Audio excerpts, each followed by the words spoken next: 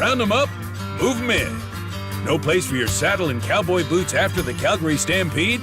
At Sentinel Storage, we are proud to provide you with storage solutions that safeguard your valuables. Whether you're moving, renovating, or simply require extra space, we offer convenient and secure storage that caters to all needs. Find the Sentinel storage you need close to home. For a free estimate, visit sentinel.ca. I don't remember a time when curling wasn't a part of my life. When I wasn't putting in the sweat and hard work to be the best that I can be. Clocking in the time, the effort to practice day in, day out. Curling is more than just a game. It's a family, a community. And when it's time to play, I know I'll be ready. Hardline, supporting hundreds of our next generation athletes. This is it. It all comes down to this rock. The hours in the gym, the weeks away from my family. This is what I've been training for. And all those voices trying to tear me down, I'm here to silence them. We've given everything we have for a chance to get everything we want.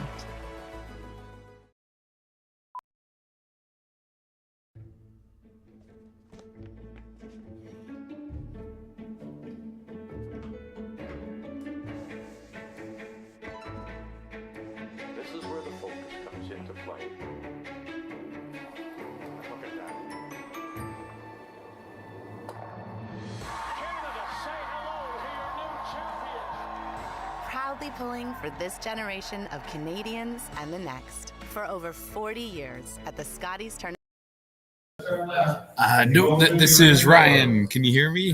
We can. Yeah.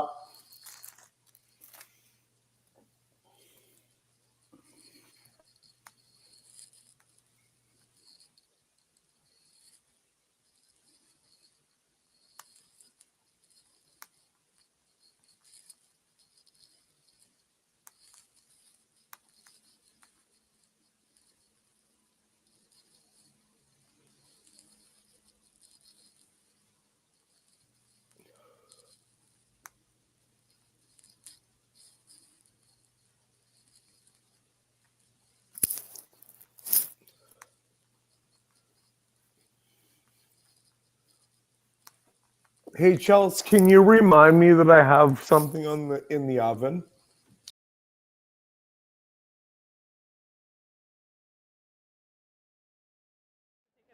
So, it's going to be super fast, so let's just remember that. Hey, good job. All right. We're probably going to go over like...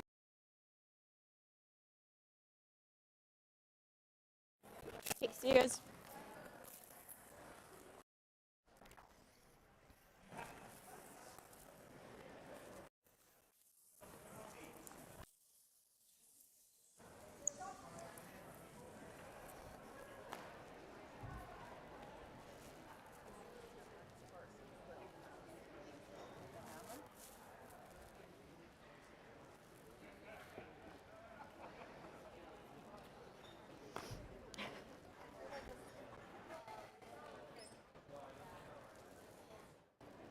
Don't want to be the first one to screw up, right? Let someone else go first. That's what we were all waiting for. Yeah.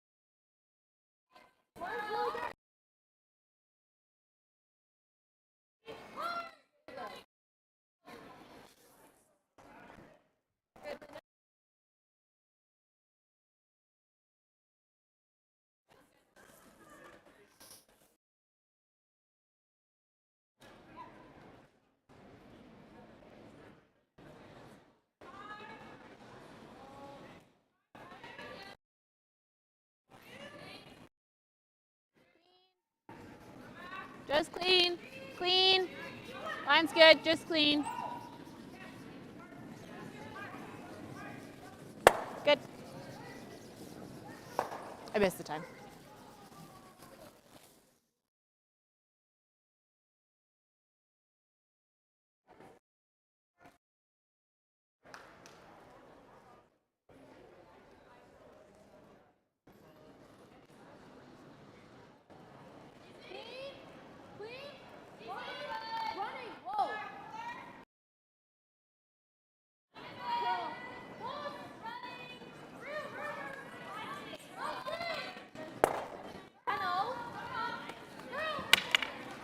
Medium.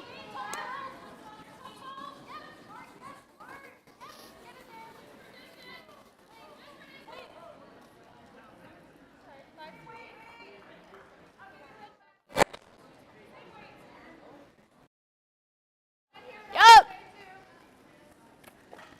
Clean. Clean. And welcome to the 2025 Curling Alberta Women's Championship presented by Sentinel Storage. I'm Chelsea Carey, and I'm here with Darren Moulding, and we're bringing you the matchup between Team Gracelyn Richards out of the Saville Community Centre in Edmonton and Team Hannah Phillips, I think mostly out of the Crestwood in Edmonton, although they do have 3 different curling clubs listed, so located all over the province for that team. A wonderful Wednesday evening at the Vern Poffenroth Memorial Arena. It's in Rimbey, Alberta. Oh, you said you were out there, Darren. Is it a nice facility? It is a nice facility. It's really well taken care of. Nice arena. Matt Yo, the head ice tech chief, was telling me the ice was.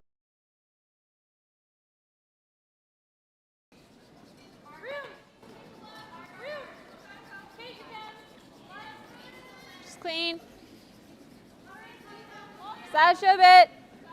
Sasha. Hard, Sasha, hard.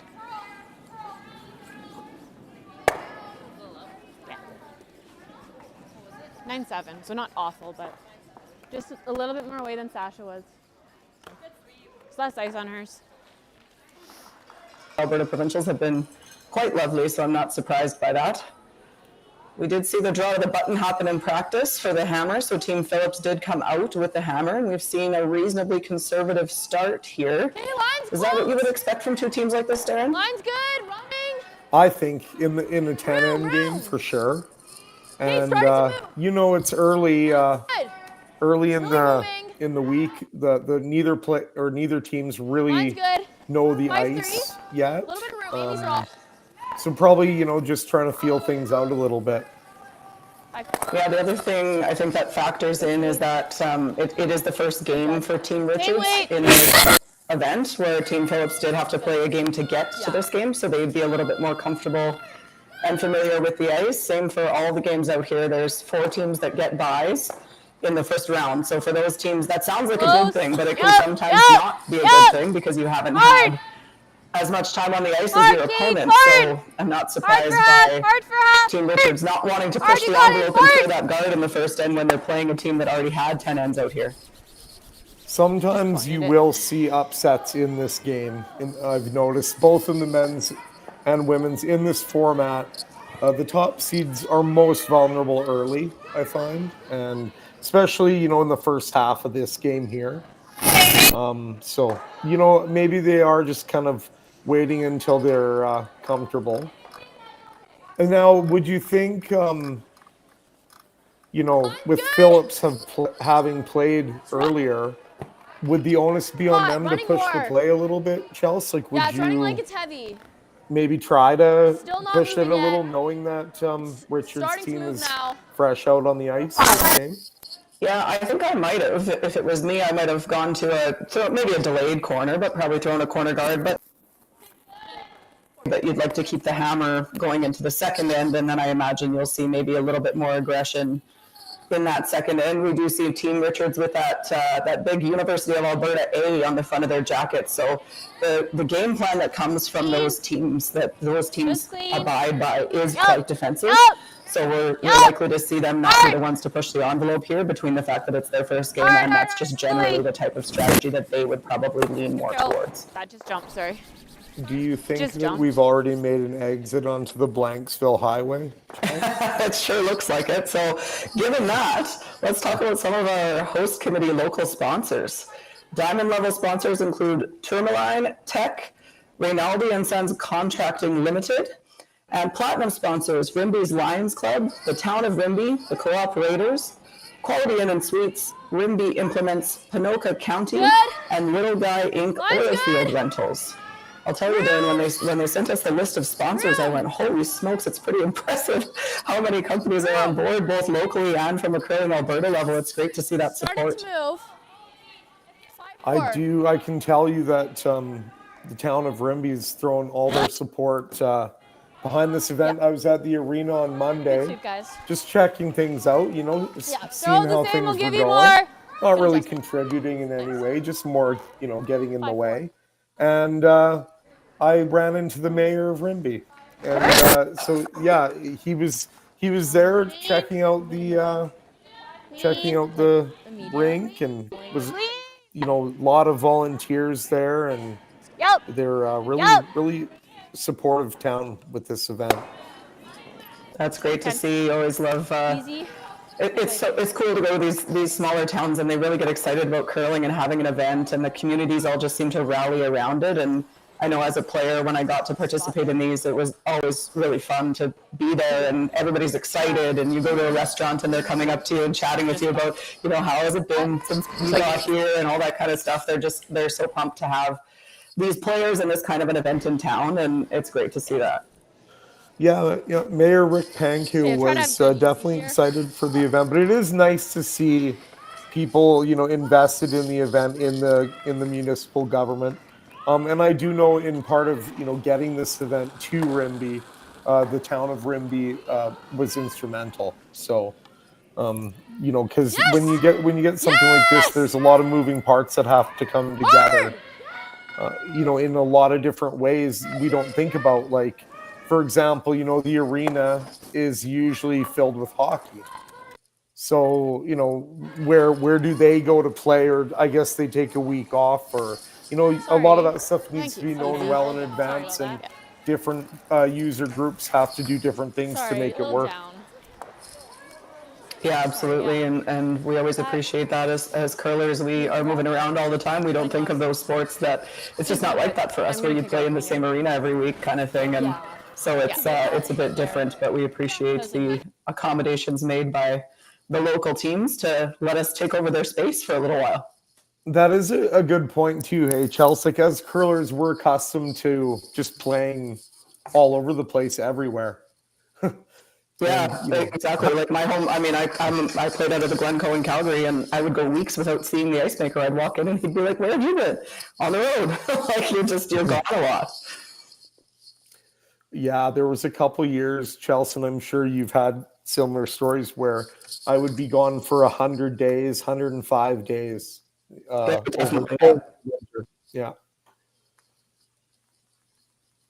Yeah, if you're playing at that highest level and playing on the tour every week, there are different ways you can play. I mean, some of the teams, don't have as heavy of a schedule. They might focus on the Alberta tour a little bit. I think, most of the teams, if not all of the teams here, have played tour events this year.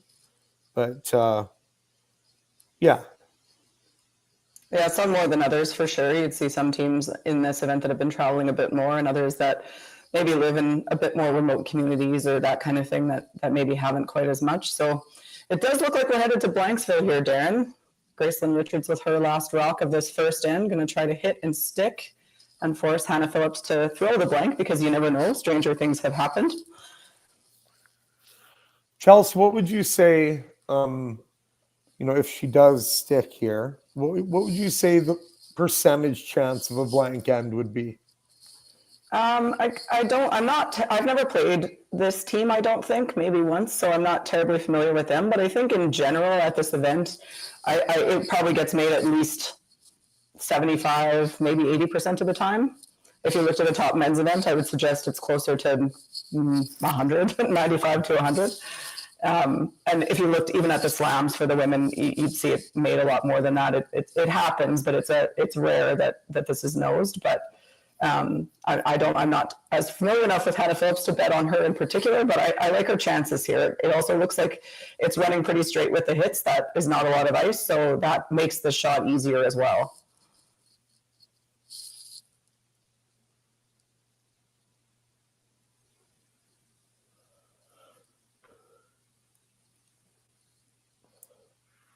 Looks like money. Yeah, she's off to Blanksville. That was a really nice release. Really nice throw. She did that really well. No mistake there from Hannah Phillips, and she will carry the hammer in a scoreless game into the second end.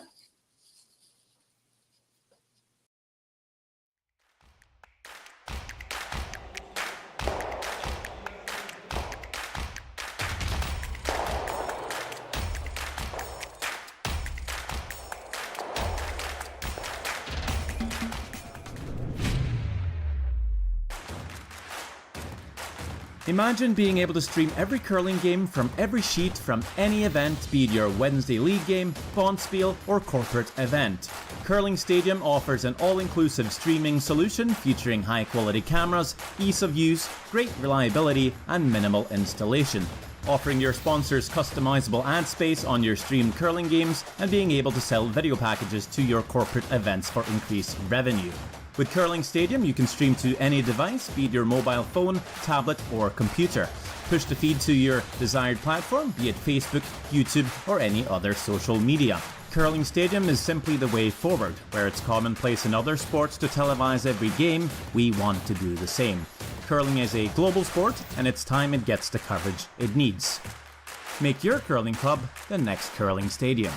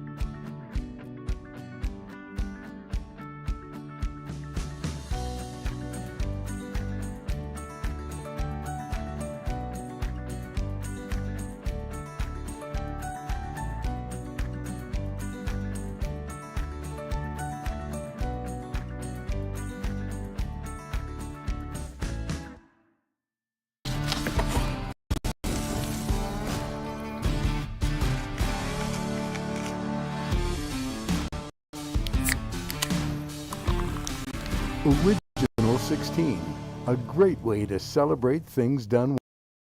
Weird. I try to shave. All right, let's go.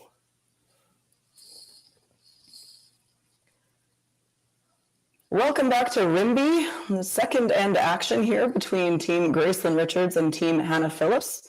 Hannah Phillips' successful blank attempt in the first end, and now we're into the second. Not sure if this was an attempt at a corner guard.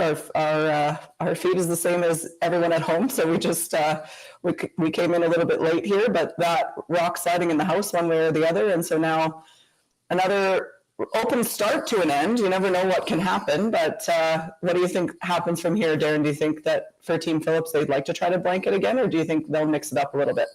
Well, they did attempt. I'm assuming they attempted to throw a corner guard. Which is why it must have gone deep. So actually, I would, I would bet on another trip to Blanksville, but we'll see. Well, this could get split. This house now. I don't know, Chelsea. In this case, if there's a good shot made, would you ever just throw a corner guard late like this and? I might, try to shift gears. Yeah, especially with the yellow staying there and that red in the house, it's hard. It's not that easy to peel over there. So you could kind of try to throw it right in between those and make them play the other turn. I mean, it's still a pretty makeable shot, but yeah, I think I would probably consider throwing a second corner. Or a second attempt at a corner, I guess I should say. I like the call of throwing a corner, like after that rock went top 12. Yeah, I think I would have then too, but even now, so now they've thrown this one to the middle, so now the peel's even harder. If you threw a corner guard in front of the mess over there, how does she peel it? She could jam on her own on the one side, she could jam on the yellow on the other side. It makes it a hard peel. So it looks like they're going to make a play in the house, but I would be considering a corner guard here. When you can see Hannah's trying to manufacture a way to blank this end right now with this call. Little roll over. Try to get, underneath it or near it to set up a easier double on the next one.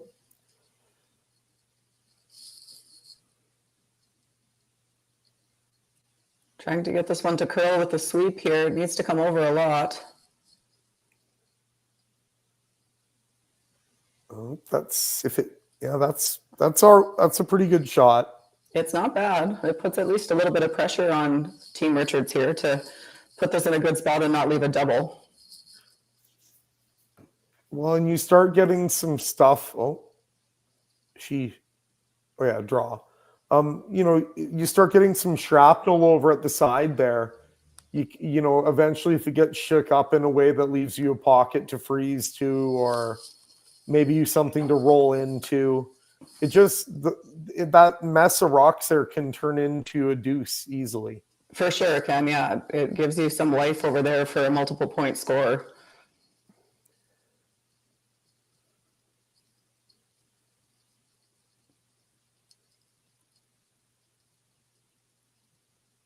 Is your feed jumpy, Chels?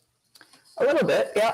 It's has smooth parts, but then it seems to be a little bit freezing up at times. Well, and you know how it is, Chels. It's Wednesday night, early in a long week of curling. I guess the provincials aren't super long, but early in the event. Are these games important, Chels? I always feel they're almost like a preseason game in a way. Yeah. But they are, they do end up being important, don't they? Yeah, they do, especially with the format. I love this format. It was always my favorite, and so it's a 12-team triple, I believe. So the top 4 teams get byes, and then whoever qualifies A side becomes the 1 seed in the Page playoffs, and the B side qualifier would become the 2 seed, and then 2 qualifiers out of C would be playing each other in the 3 versus 4 game.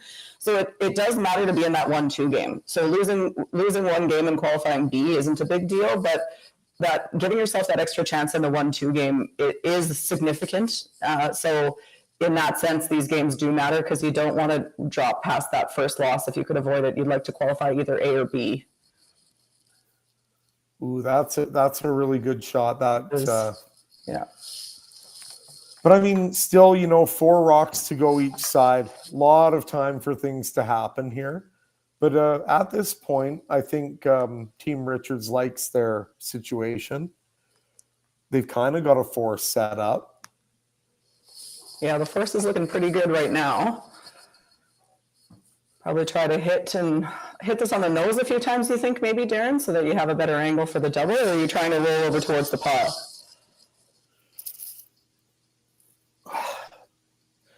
Part of me wonders if I would just go and hit that other red one and try and roll under the corner. Yeah, I like that. And then say, okay, if you leave me a double, now we might get 3. Yeah, absolutely. And right? It's harder for them to guard, or if they split the rings, they better do it well because you're bringing a 3 into play. But the chase isn't easy on either one if you make the roll the way you want to. So, yeah, I like that. More offensive call for sure. Ideally get like a Christmas tree situation going on over there. Definitely. Yeah. This one needs to move. Oh, does she get enough? Yeah, she gets enough. So, that's not a terrible result. But now a blank is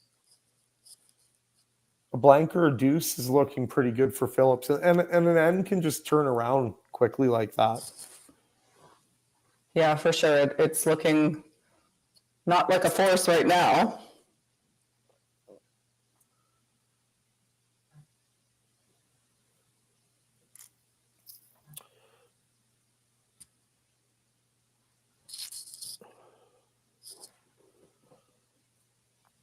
Well, we can go ahead and thank our gold sponsors, Fire and Flood, Missing Link Internet, Bay Tex Energy, CBI Solar, the Rimbey Curling Club, New Country 95.5 and Z 98.9, all helping us out in this event. And again, the Central Alberta local businesses there.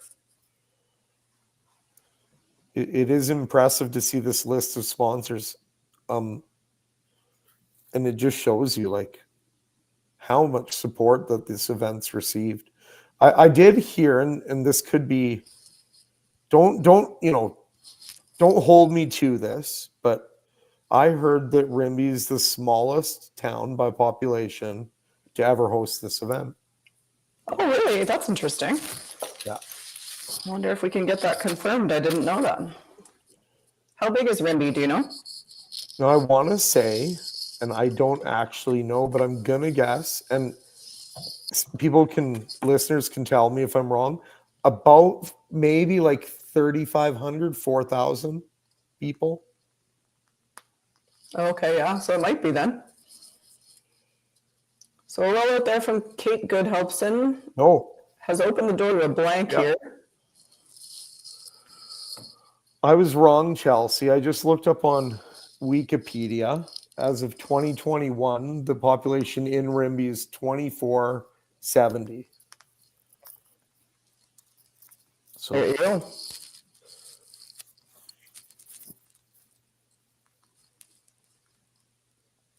And Chelsea, if she can get a roll, even just edge on edge, that would make things a little more difficult. When you're throwing this shot, do you hedge to nose it out of safety, or would you go for this roll aggressively? I think I might go for the roll aggressively. I always liked going pretty hard for two in the even ends, especially if there's no risk, which right now there is no risk. Worst case scenario, something crazy happens, you roll out, and then Gracelyn makes a great draw, and then you have to draw for one, but you're still always getting your single point. So I would play this aggressively personally, but given the sort of conservative start to this end, my guess is that they won't do that, and they don't. So it's a nose hit there from Hannah Phillips.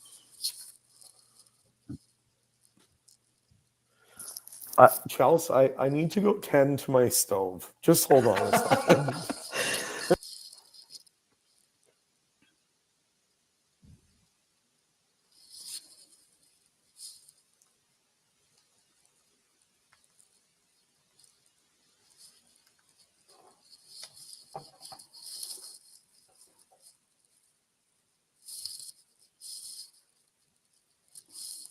So for Gracelyn, Richards could try to roll this to the middle and make the blank harder, or could try to get it a piece under to make the blank harder. I imagine she's trying to roll one way or the other.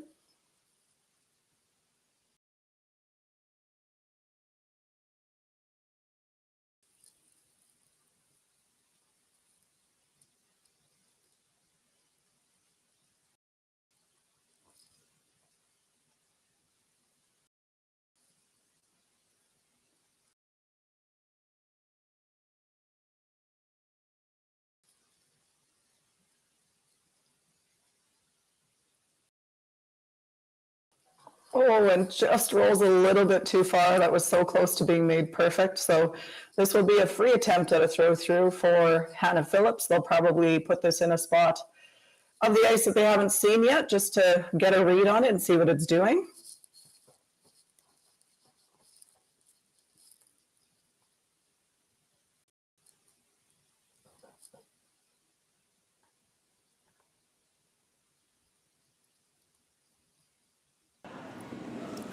Looks like we're taking a trip to Blanksville. Okay. Sure are. Blanksville coming at you. Hannah Phillips, last rock. Just kind of a control weight, get a read on this wide in-turn spot. And we will go to the third end with no score. Team Phillips retains the hammer. We'll be right back.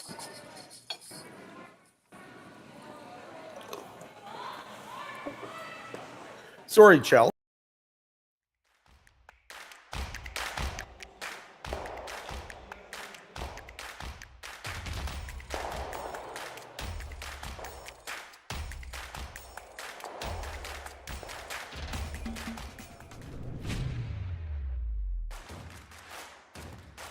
Imagine being able to stream every curling game from every sheet from any event, be it your Wednesday league game, bonspiel, or corporate event. Curling Stadium offers an all-inclusive streaming solution featuring high-quality cameras, ease of use, great reliability, and minimal installation. Offering your sponsors customizable ad space on your streamed curling games and being able to sell video packages to your corporate events for increased revenue. With Curling Stadium, you can stream to any device, be it your mobile phone, tablet, or computer. Push the feed to your desired platform, be it Facebook, YouTube, or any other social media. Curling Stadium is simply the way forward. Where it's commonplace in other sports to televise every game, we want to do the same. Curling is a global sport, and it's time it gets the coverage it needs. Make your curling club the next Curling Stadium.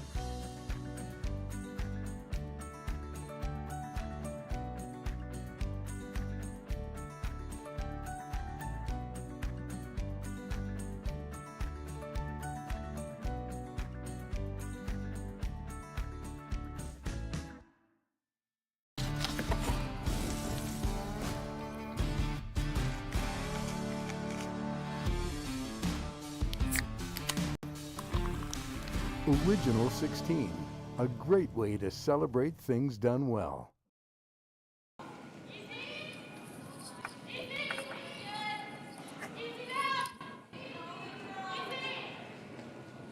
Welcome back to the Vern Poffenroth Memorial Arena in Rimbey, Alberta. Third end action between Hannah Phillips and Gracelyn Richards. Hannah Phillips does have the hammer by virtue of that pre-game draw to the button. First rock did go in, and we have seen a hit, so we're going to continue with feeling each other out, which is, I would say, pretty typical of a Wednesday game at Provincials. As we talked about earlier, one team has played. That would be Hannah Phillips. She played and won earlier today to get to this game, and for Gracelyn Richards, this is her first game on this ice, so always wanting to make sure you feel pretty comfortable with the ice conditions before you mix it up with a whole bunch of rocks. The ice has looked great here in the first two draws. It's fast and has plenty of curl. Hits are running fairly straight, which are all things that you want to see. So going to see an exchange of hits here in this third end. As Darren would say, we are headed for blanks though by the look of it early, but lots can still happen before we finish up here. On a one-way ticket to Blanksville. I love that it has a theme song. That's the first time I've heard that. Those one-way tickets don't always get you there, Chels. That's true. That's a good point. Well, while we are exchanging hits here, let's run through a few more of our local sponsors. I can't believe how long this list is, but here we go. The silver sponsors. E360s, Fortis Alberta, GLDC, Evergreen Co-op, the town of Pinoka, Kiera, and Service Credit Union.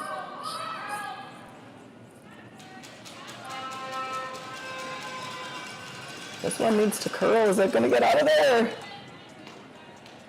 Kate Good helps in trying to help it out at the side. It's close. Does just spin out there, it looks like. Wow. What drama. It's the only kind of drama it looks like we're going to get this end, so we're going to lean into it.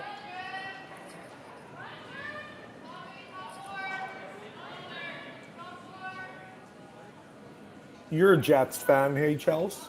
I sure am. Do you ever watch the Jets play in September? In the preseason? Yeah, I haven't as much the last few years, but when I used to live back home, I would often have tickets for the preseason games and go check them out. There was once or twice that I went to a preseason game where they came here to play the Flames as well. Because that's what this part of the provincials reminds me of. Yeah, especially, I don't think the whole game is going to be like this, but especially the first few ends of this, and especially the second game, and it's ad nauseum already, I'm sure, at this point, but with one team having played and one team not having played, it's hard for it to go any other way to a certain degree. So both teams pretty content to continue to trade hits here, and just looks like another blank going up on the board, and then we'll see. And they did try to throw a guard. Team Phillips tried to throw the corner guard in the second end. So I imagine that they would do the same thing in the fourth end. So hopefully it gets out in front of that house and we get a few rocks in play. Sometimes when you get on the highway to Blanksville, it can be just like an open prairie road west of Winnipeg. Wide open, just beautiful in its own way. But we want action. Yeah, I've been on a few of those roads in my day. Did you ever do this though? Like, is this ever a strategy that you would play on purpose if it was against a team that you knew liked rocks in play, that you'd purposely try to keep it open? Absolutely. Yeah, there's something to be said for that. I know I've done it to I've attempted that strategy against a few skips who I knew got frustrated when there wasn't rocks in play, and it's a legitimate strategy if that's the case. I don't know that that's the case here. I think it's more just feeling out the ice and things, but I do think that there's something to that, because it gets a team that loves rocks in play. If you don't play with them, if they throw a center guard and you draw to the wing, and they feel like they have to chase it, they start to get frustrated, and then they get crazy aggressive, and maybe you get mistakes out of them that way. It can be an effective way to do it. I used to find Chels, and like, I was always a really good hitter, so partly that was the strength of my game, but I always found when you were playing a top team or a team that was a lot better than you, if you did this for a while, they would get frustrated that the game was close. Yeah, you can keep the game close if there's especially the bigger the gap in kind of ranking or skill level or whatever you want to call it, the more frustrated the top team is when it's close for a long time. If you can just keep scoring your single points and forcing them to one, maybe two, and just keep the game close, eventually they do get frustrated, and then it's a matter of how they respond to it. Nice hit and roll there for Team Richards.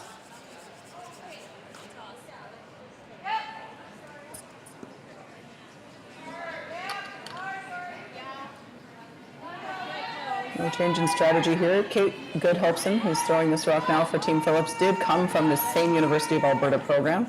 She was part of that Pandas curling program for years, so we'll be pretty familiar with the game plan of Team Richards because of that, because they all play basically the same play card. So she'll know what they're up to and what they're going to do next, which is always helpful to know.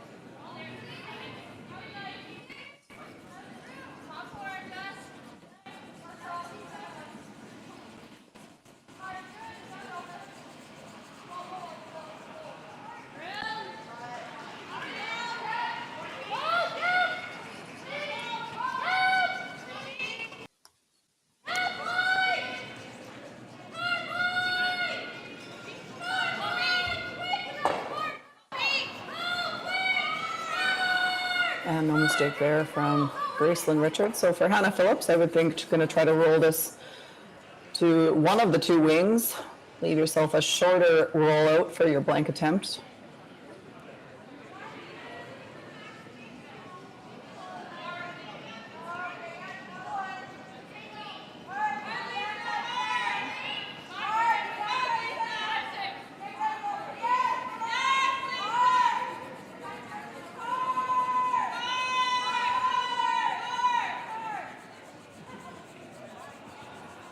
Here comes a out turn, probably with about control weight.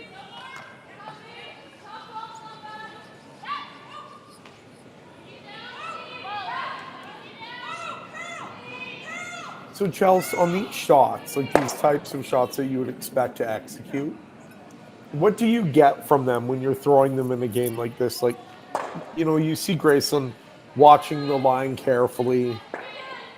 She's probably feeling, how did I throw it? Like, are you trying to learn from that shot?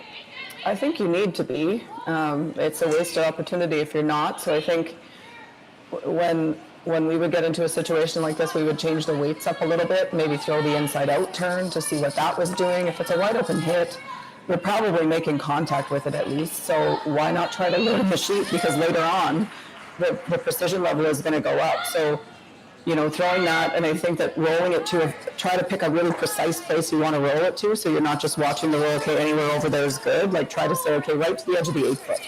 Because later on, you're going to have to make the shot that precisely. So I think the good teams for sure are learning from every shot they throw out here, especially when it's a wide open, easy shot. Like, try to take as much out of that as you can so that when you do have to make it more precisely, you know what it's going to do. And I guess in some ways you can make any shot precise, right? Like, absolutely. Yeah, hit and roll 1 foot to here. You know, Exactly. That's a precise shot. Yeah. Pick a spot. Same with a guard. If it's wide open guards, like, it's easy to get complacent on those. But as sweepers, as line colors, everybody needs to still be engaged so that you're staying focused on what you're doing, and B, so that you get that precision dialed in, because at some point that will be required. And if you're trying to figure it out on the fly, it's harder. Why wouldn't you try to figure it out when it's a wide open shot? But if you can pinpoint it, okay, we want it right on the Boston Pizza logo, splitting the center line, rather than I want a one guard. You know, get precise with those calls. I think that's a good. I know I talk about that the odd time I've coached junior teams. Don't just turn your brain off on these. Like, get something out of it.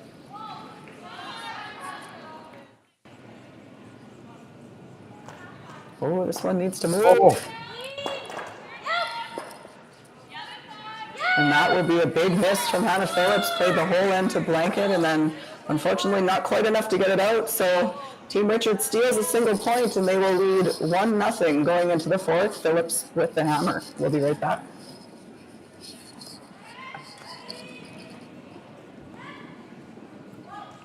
Fuck me. Oh.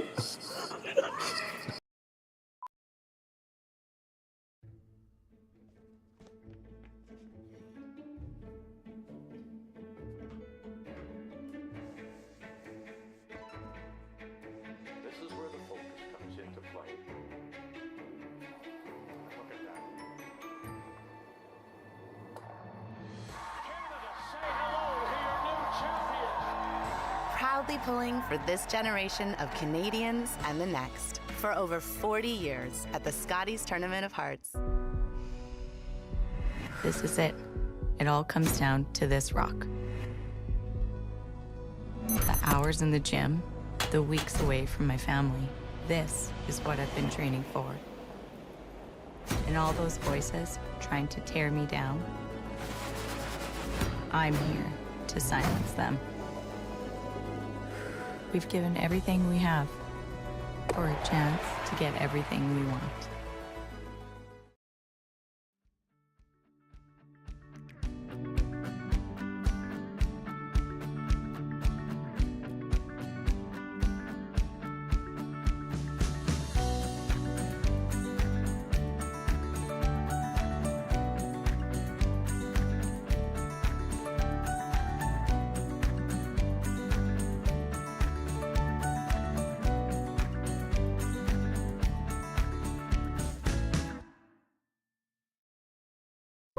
I don't remember a time when curling wasn't a part of my life.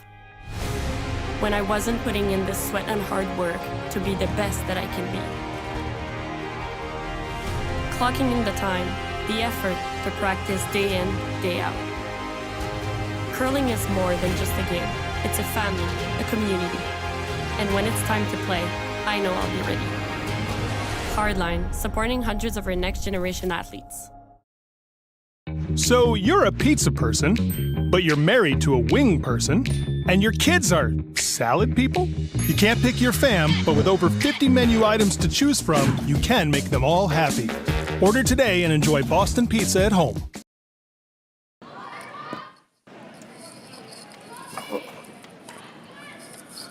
So an unfortunate end to a well-played end there for Hannah Phillips. Played the whole end looking for that blank and executed it perfectly right up until the last one. I'm not sure if she just slid a little wide or set that a little bit, but doesn't get enough of the redstone to remove it, so it ends up being a steal of one for Gracelyn Richards.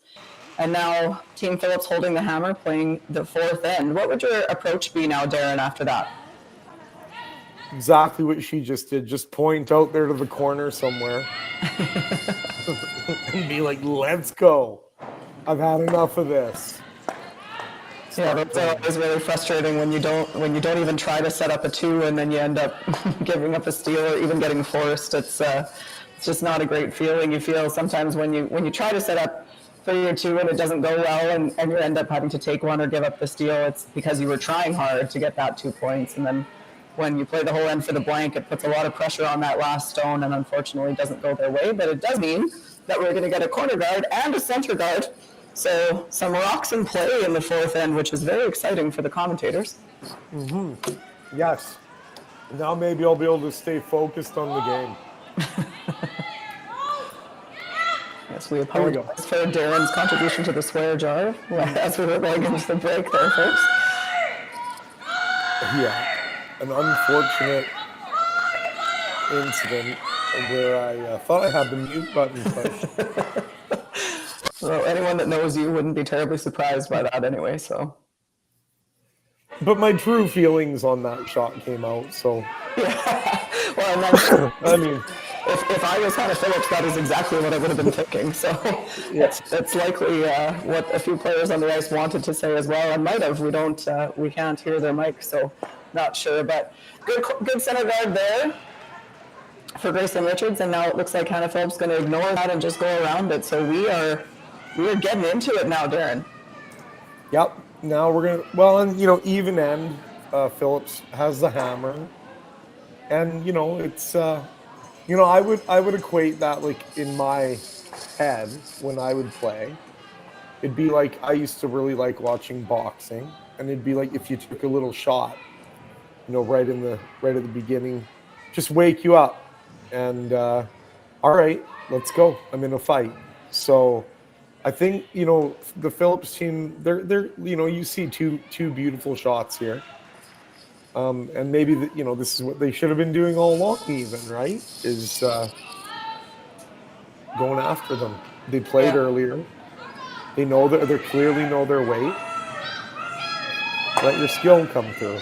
Absolutely, and it sure seems like they're a scoreboard team because they did try to throw that corner guard in the second end, but we're happy to blank the first and happy to blank the third. That's not what ended up happening, but that's how they played. So obviously wanting to blank those odd ends with hammer and try to score in the evens, and now we're really into it. We got a bunch of rocks in play. I think the thing to be careful of with for Team Phillips is sometimes when you miss a shot like that, you're so frustrated by the miss that you can kind of try too hard to get it back right away. And because of your frustration, I know this was always a thing that I tended to do. And I remember my dad, who was my coach, and his infinite wisdom telling me to relax and not go crazy the next end. But I wanted to because I was mad at the miss. And so then you can go a little bit too hard. I don't think that that's what she's doing, but it is something to keep in the back of your mind in that situation that that is a thing that happens in your brain after you miss a shot like that. Like, well, screw this. Now now we're going to go for it because we need to get points back. Well, you don't really. You just need to make sure you can score at least 1 and 2 would be great. So this is a smart call, not going crazy. Want to miss the back one though, and she does. Rolls to another corner, so not all bad there. Not the called shot, but still a pretty good result. I mean, it's a good situation for Phillips. They're going to need to make something. You know, I thought on the last shot it would have been kind of good to come in there with maybe back 8 and just kind of jiggle those two and sit right there and shake up the Yahtzee can. Let's go. Oh yeah, you could have for sure. Higher risk, but a really good result if you make it. It just, that's...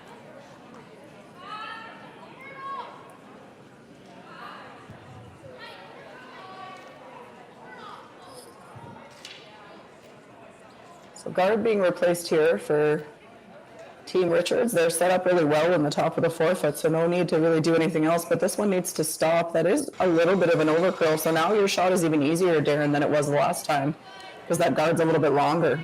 Yes. Do it. Do it. Oh. They're not going to. We're going to see this, I would imagine, same idea to try to run this back into the mess there, but... This isn't the wrong call, but now you can't do it again. Like, that was the perfect time to do it because there was still time. Yeah, and because you did get that little bit of the longer guard with a bit of an overcurl, that's probably the best opportunity you're going to get to make a play like that. And this one's going to overcurl as well. So still leaves those 2 reds, and you're, to your point, you're running out of time to get in there, and even it's going to take you 2 shots to get rid of both of those in all likelihood. So well, I mean, I would say that they're in trouble now. I agree. And I thought at every point until this very point, they were in control of this end, in my opinion. I don't know if I would say control, but they were set up reasonably well. But if you're going to play those runbacks, at some point, you have to make noise in the house, or else you're in trouble. And I do think that it's turned that corner here. I agree with you. So going to look to put that guard back. Probably would like this a little bit tighter than the last one, so that those rocks in the house are not as easily accessible.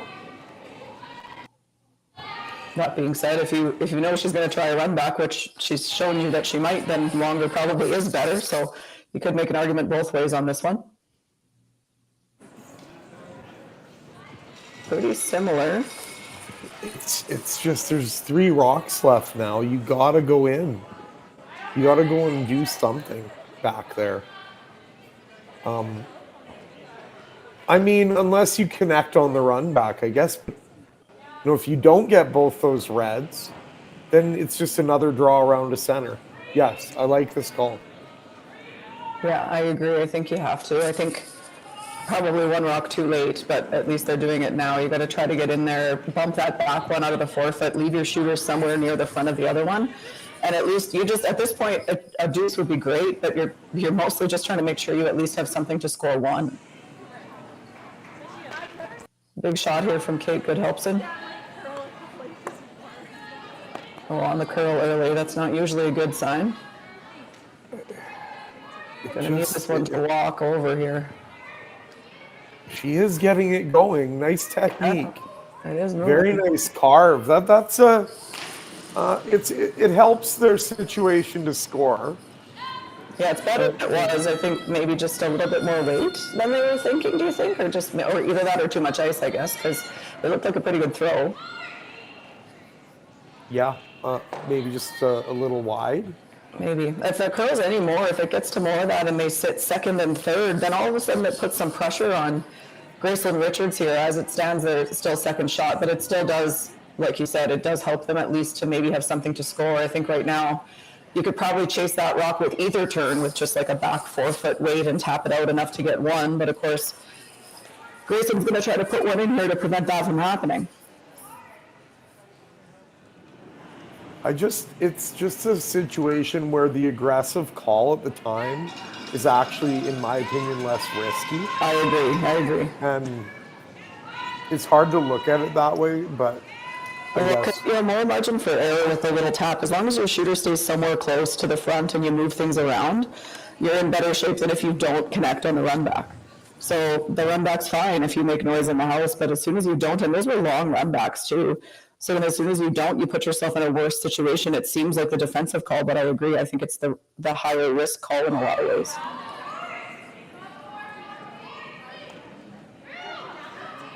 So probably looking for this one. What do you think? Like, what's your ideal depth here, Darren? I would say like 3/4 into the forefoot, splitting center, or maybe just a hair under curl split center. I agree. This one's going to come up a bit light. So now we'll see what Hannah Phillips does. I think that out-turn chase, this might be your chance to make it. Yeah, actually, if she can throw, I would love to see this rock get pushed beyond the 2 yellow ones. I agree. Because then one more mistake and it's 4 yellow. Yeah, so first, third, and fourth and say, okay, yeah. your turn. Yeah. So whatever weight it takes to get your 2 yellow ones shot in front of the one you're promoting. So back 12, back line, maybe. Yeah, it's probably similar to what Kate just threw. So they should have a pretty good idea of the line here and what it's going to do. And here's a big chance for Hannah Phillips to put that in the past, last end, and get going in the right direction here. Little backline out turn push. Early clean on the straight. Gotta go to get this by. It's coming to. Has to go to get by. It's very close. Oh no! Just a little feather rub on the guard. Oh, and the weight was perfect, I think. Yeah, I agree. The weight was perfect for sure. Unfortunate there for Hannah Phillips. Now for Gracelyn Richards, decision time, mostly just about where to put this. What shot does she have for one? What's the easiest shot for one, and how do I take it away? Because she choked her intern off too. Yeah, I did. Or do you think there's a path there to the button on the intern through all that? I think you could probably get there, but I don't know how much of that red might be covering the pinhole right now. Do we have an overhead shot of the house? I don't know. I wish we'd been there. Yeah, show me the T line. Perfect. Yeah, you'd have to move it, I think, to get shot rock, wouldn't you? Yeah, I don't think you can draw on the intern. So yeah, it's full send on the out. Like if you can guard that out turn, boy, what is it? An angle run back for 4 or for 3? I guess because you could try to run that guard in there and make that double. And well, at some point, don't you just hit the open one and say, like you can play the intern. I mean, it's not that easy, but you could play the intern with give them the one like bumper or something and give them 1. Like the difference between a steal of 1 and a steal of 2 here is pretty large. So that's also, fair. if this curls enough and you could just draw the full forefoot, I would just do that and give up the single as well.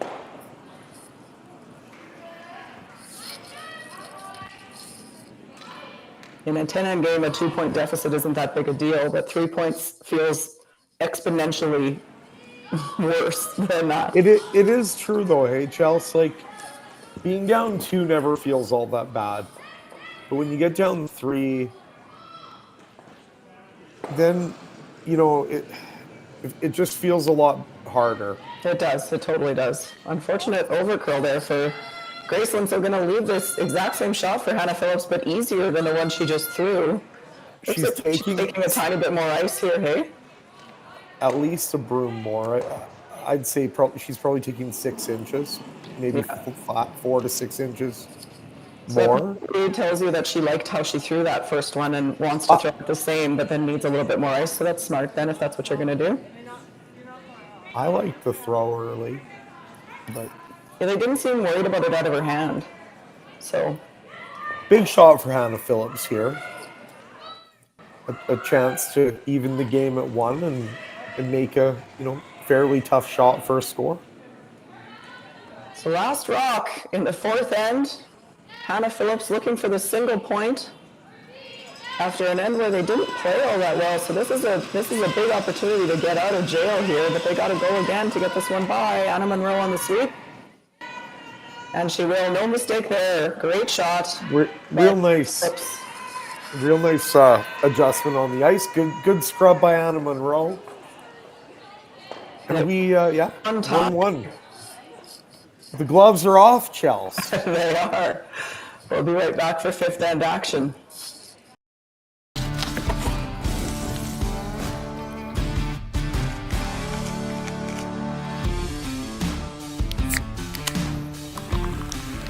Original 16, a great way to celebrate things done well.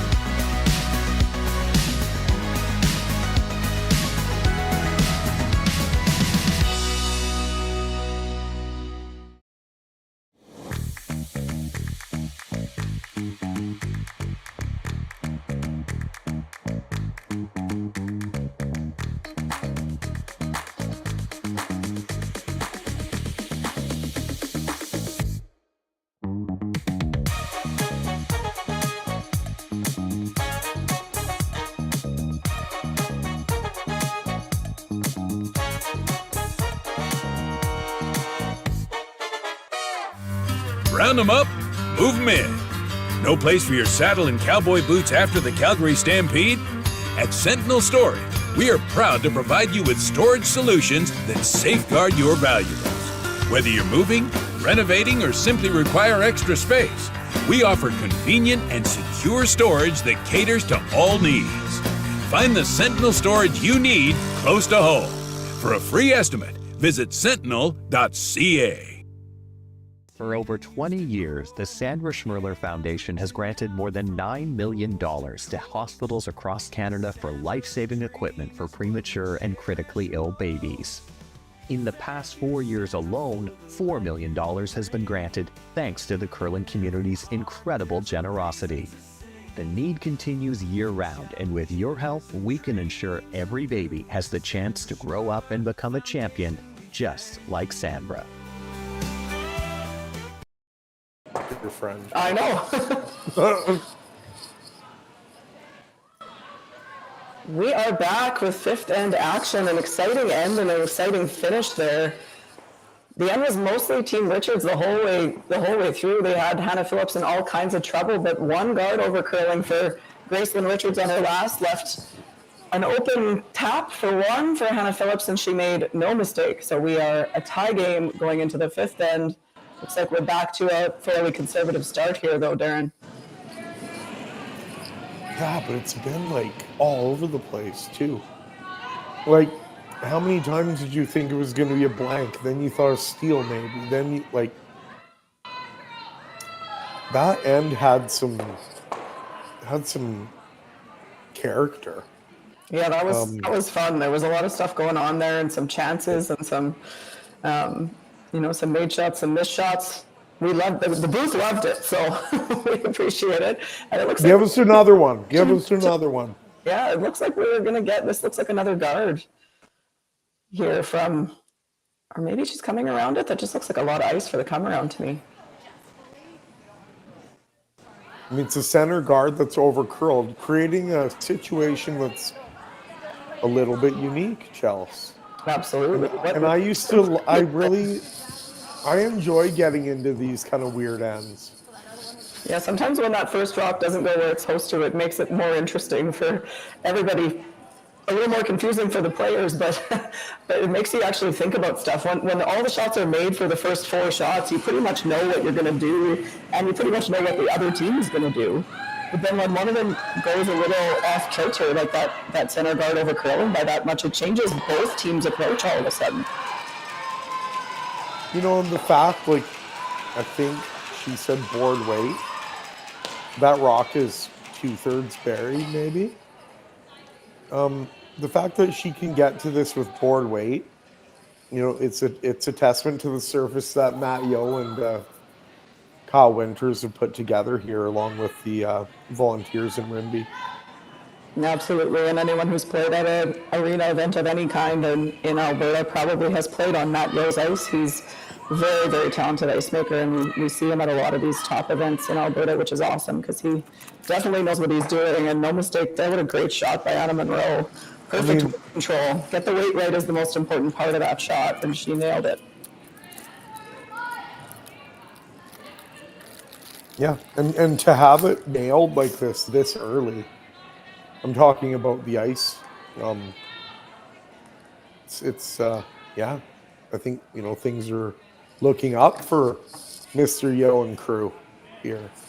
Yeah, it certainly looks like the conditions are great. I haven't put a clock on a draw, but when we could hear the players in the first end or two, we were hearing something like 15 to T-line, which is very, very fast. And then lots of curl on these middleweight shots, which makes them pretty makeable, and that's kind of all you want as a player. They're making the shot look easy by executing it perfectly over and over again. It wasn't that easy a shot to start with, but they've got this spot figured out. So trading these little soft weight taps. Team Phillips, based on how they played the first few ends, probably are looking for the blank here in the odd end, I would think. Both these two young teams are showing some nice touch here. Yeah, the weight, because on ice like this, it's really straight with hit weight, right? So then you get a lot of curl with the draws and you get in between curl in the middle. So then it's really important that you get that weight right. If you're a little bit heavy, it's never going to curl. And if you're a little bit light, you're going to hit the guard because the break point's so much earlier. And that's it sounds like, when I say that, it sounds like a bad thing. It's a great thing. That rewards good throws and good weight control. That means the player who throws it the best is going to make the shot because it's so consistent and so predictable that it's on you as a thrower to do your job, which is to get the weight right and get the line right.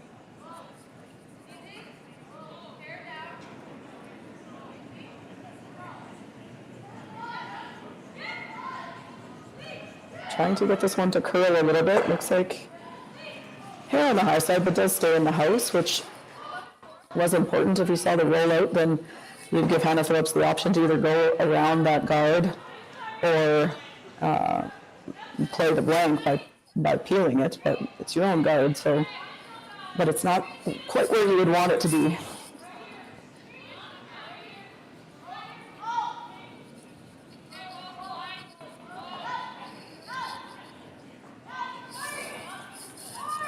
While we have a minute, let's go through a few more sponsors. Bronze level sponsors: ATB Financial, Diamond Liquor, Rimbey Kinsman, MNP LLP, Raise Esso, SIRS, 3D Development, BDO, Busted Ladies, Rimbey Review, and Boost Motors, as well as 106 community level sponsors who have also signed on to assist with the event. That's just incredible.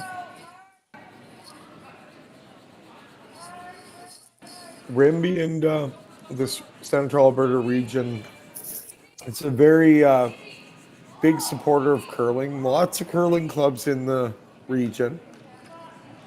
Just small clubs scattered around in all the little communities. Yeah, you would know. You make the ice on all of them at this point, don't you? But that's the thing. No, there's so many of them, Jels. There's so many more. No, I'm joking, but you do. What, 4 of them or something now? Yeah. I've got Red Deer, Rimbey, Bentley, and Eckville, along with my staff, who they're taking care of the Red Deer Curling Club tonight while I grace you all with my wonderful commentary and eating popsicles on the air. Chelsea, I'm just so hungry. I scraped 2 rinks today, and I didn't eat enough. That's fair. And it's just too long to wait. So, as we continue here, we're, you know what, Chelsea? Do you support only having 1 ticket to Blanksville per game? Yes, I do. I think anything we can do to reduce blanks is a good idea, but we did just test that rollout at the Grand Slam event, and all it essentially does is change which team is being aggressive. So instead of the team with the hammer in the odd end looking for the blank, so they're hitting everything and they're playing doubles and stuff and trying to get out of it with the blank, it becomes the other team doing the exact same thing because they know that if it's a blank situation, then the blank is a force. So if there's no rocks in play, then the other team has to decide if they want to take their blank, or at the slam, you couldn't blank 2 ends in a row, so that wasn't possible. So those ends still ended up being open. So it didn't really generate more offense, I don't think, but that's what they were hoping it would do. But yeah, I think blank ends, as far as, I mean, as players, as a player, I love them. I was a big scoreboard management player most of my career, so we purposely would play for blanks and we would manage the game that way, and it worked really well. But it's not good for viewers, and it's not good for generating new interest in curling and all that. It's not exciting to watch at all. So it is something that I know World Curling and the slams and all that they're looking at it and trying to figure out what the answer is to make it more offensive more of the time, more like mixed doubles, which is, you just never would see this in mixed doubles. Hey Chelsea, what do you think about my idea? The pin's worth 2. Yeah, you know what? We played that once at that Everest mixed event years ago, and it's an interesting one. I would like to see, and the slam would be the place that they might actually try it. I would like to see it like tried for a whole event. This is, I don't think that was the call, but that worked out extremely well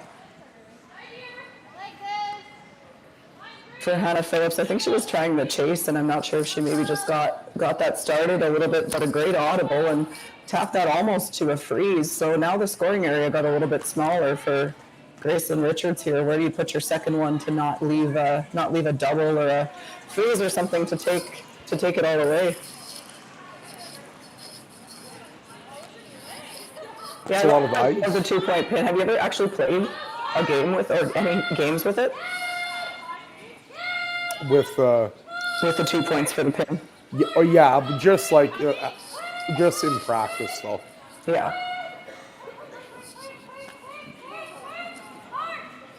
I like it because if you get something going around a center guard, you could steal 2 as well. 100%. Well, and it also then, so then if there's no rocks in play, do I take the chance that I'm going to be able to hit the pin for the 2, but I don't want to be forced? Or do I take my blank? Like it makes people think twice about blanking, which I think is what we're looking to do, really.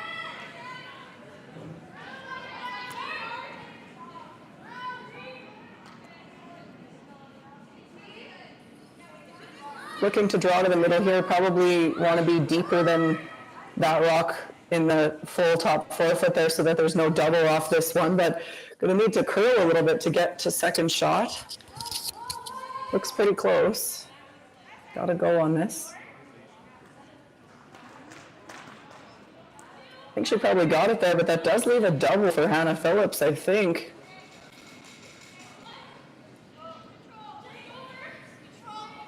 Yeah, there it is. That's probably thin half, a third. We'll make that double.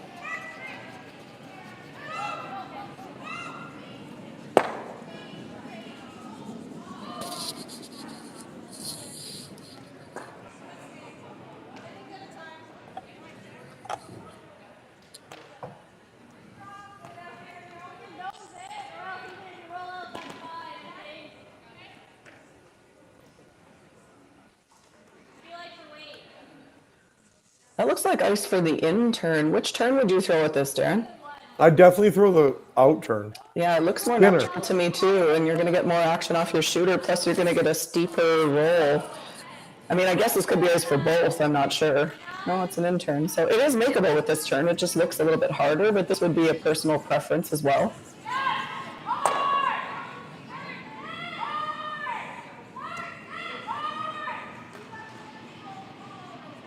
That's curling.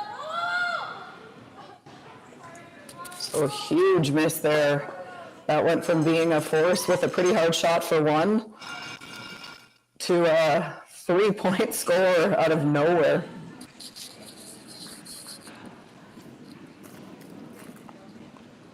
Yeah, you know, it's a tough one because with that in turn, you know, if you flare it back a little bit, It's just your margin to hit that rock is a lot smaller.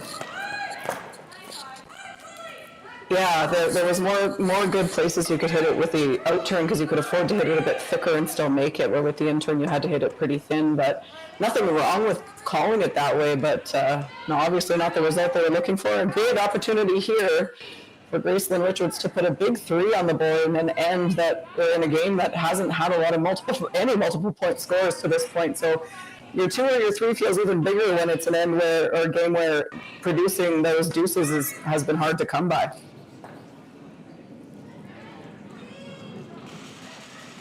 Good line call, little chisel, and no mistake. So 3 on the board for Gracelyn Richards. She'll take a 4-1 lead going into the 5th end break. We'll be back in a few minutes.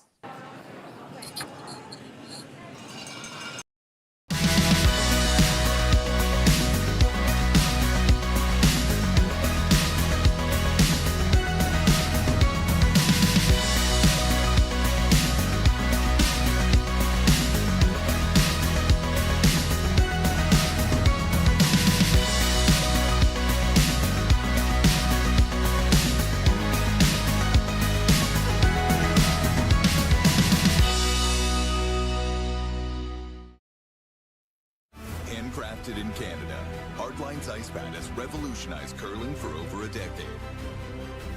Engineered with top-tier precision and durability, it is backed by an unmatched 10-year warranty. Designed for curlers at all levels to sweep effortlessly with maximum efficiency, it is trusted by the world's best curlers, including Olympic and world champions. It is quite simply the best brew in the game. Hardline. Join the revolution.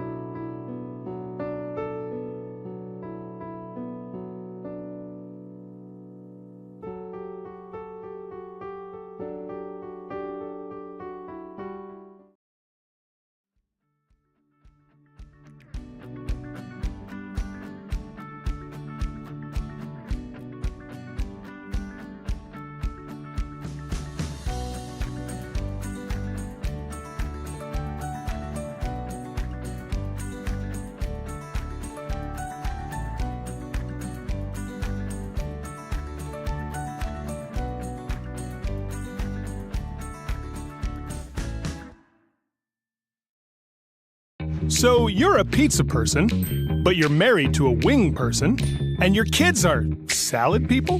You can't pick your fam, but with over 50 menu items to choose from, you can make them all happy.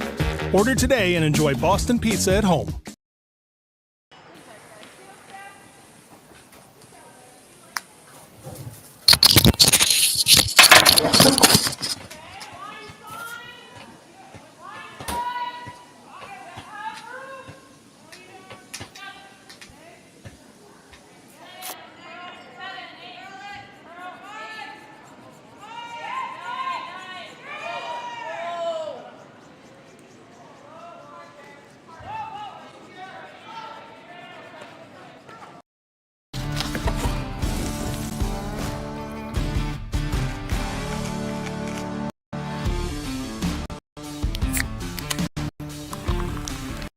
Original 16, a great way to celebrate things done well.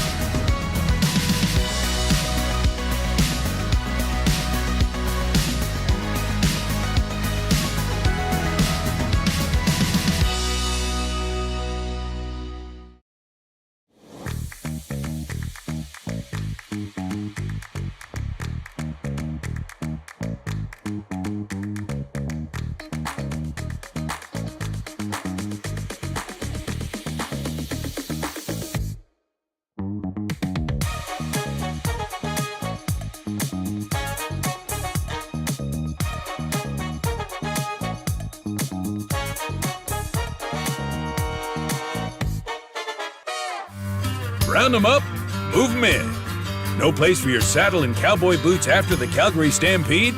At Sentinel Storage, we are proud to provide you with storage solutions that safeguard your valuables.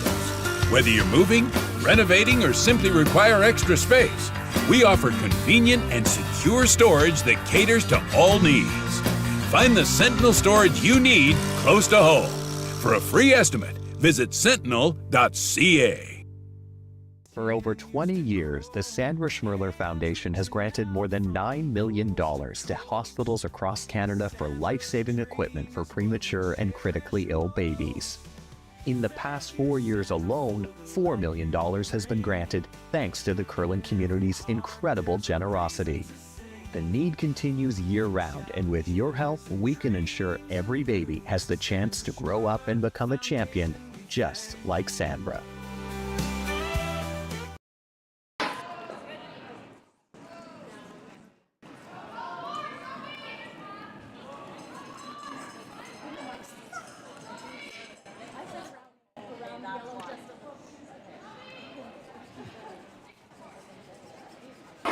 Welcome back, N6 here in Rimbey. You know, Team Richards is they're in control here. Phillips looking for a deuce to get back into the game. A deuce here would get them, you know, in a situation where they're going to be able to have a finish anyway. 3 points at this point, it's not insurmountable.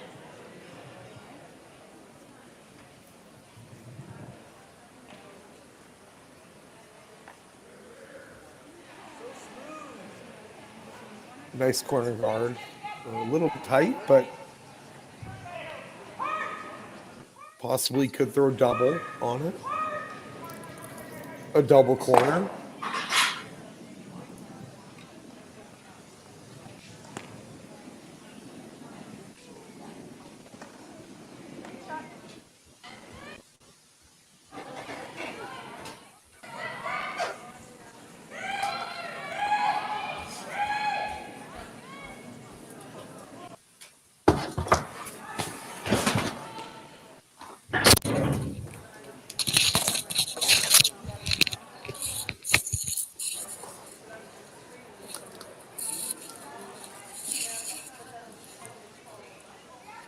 That's a pretty good freeze there. A good start to the end. Now, you know, the teams get a little break at the fifth end. Between 5 and 6 in a 10-end game, they'll get a 5-minute break to talk with their coach and regroup, get a little bit of rest, maybe eat something quickly. So it is a time when something like that happens to regroup and, as they say, get back on the horse. We'll see. They are attempting the double stacked corner guard, a really tight one and then a really long one. Really nice shot there. And yeah, the break probably came at a really good time for Team Phillips. Just didn't really deserve to give up a 3 ever there, and so sometimes that few minutes just to kind of take a breath and have that discussion and talk about, you know, okay, so here's the situation. It's not the end of the world. We just got to get 2 back, like that kind of stuff. Because sometimes when you give up an end like that, again, I mentioned it a little bit earlier, you can try too hard to get it all back right away and sell the farm a little bit too much. So I would think probably was a productive conversation for them at that fifth end break, and they're coming out in 6 maybe a little bit better prepared than they would without those few minutes there. a little bit of a break here. With that rock sliding deep like that, they can kind of shake up the rocks and possibly get a little roll. One of the most important things about this shot is the weight. How much weight do you throw, Chels, to make this shot? I would be looking at probably like a control weight, for sure no more than a normal, because the most important thing here is to stick your shooter in the house somewhere. it's not, making the roll is great, but if you don't stick, it's not very good. So throw a weight where you know you can stick and give yourself a chance. So that was probably about maybe 9.5, 10 seconds, I would guess, which is probably about what I would have thrown. Now she's got those 2 corner guards and in good position here to create some offense. Well, and that's why sticking is more important. Making the roll would have been sort of a bonus almost, because if they make this hit and roll and I'm Hannah Phillips, I'm ignoring both those red rocks and drawing around those guards now. But you had to get that there's 3 of them just stacked in the forefoot, so you have to deal with it. But you didn't need to do anything that fancy there other than kill a couple reds.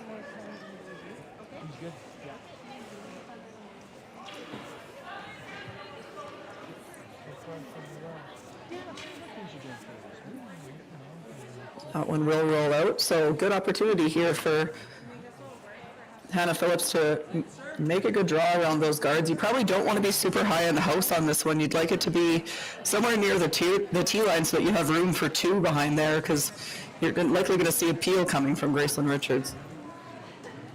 Or Team Richards, I should say. We were informed at the break that Gracelyn is not here. The bios that we have did not suggest that, but here we go.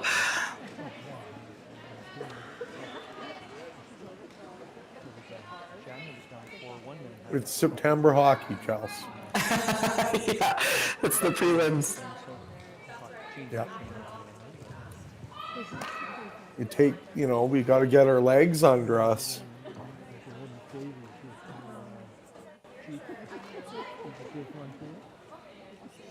This game, it's been, really back and forth. But overall, Team Richards has had control, I think. Yeah, I'd agree with that.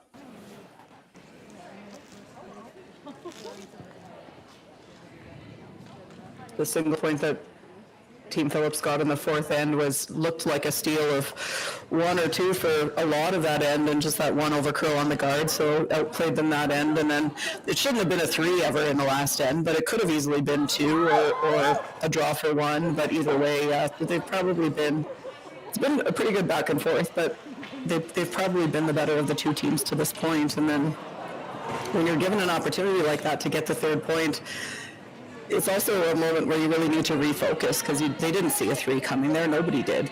So then you have to go, okay, but this draw for the 3rd point is a huge shot. So then you got to take some deep breaths and go, because if you're not being handed 3, you still have to make that. So good job by Emma Yarmich, I think, is throwing the last rock. So good job there to kind of take a few deep breaths and bring that heart rate down and focus on the shot that she had to make, and she was able to make it. So now the Team Phillips looking to generate this deuce, and they do have that 1 rocket. They're choosing to leave it there, so this is a hit to sit too.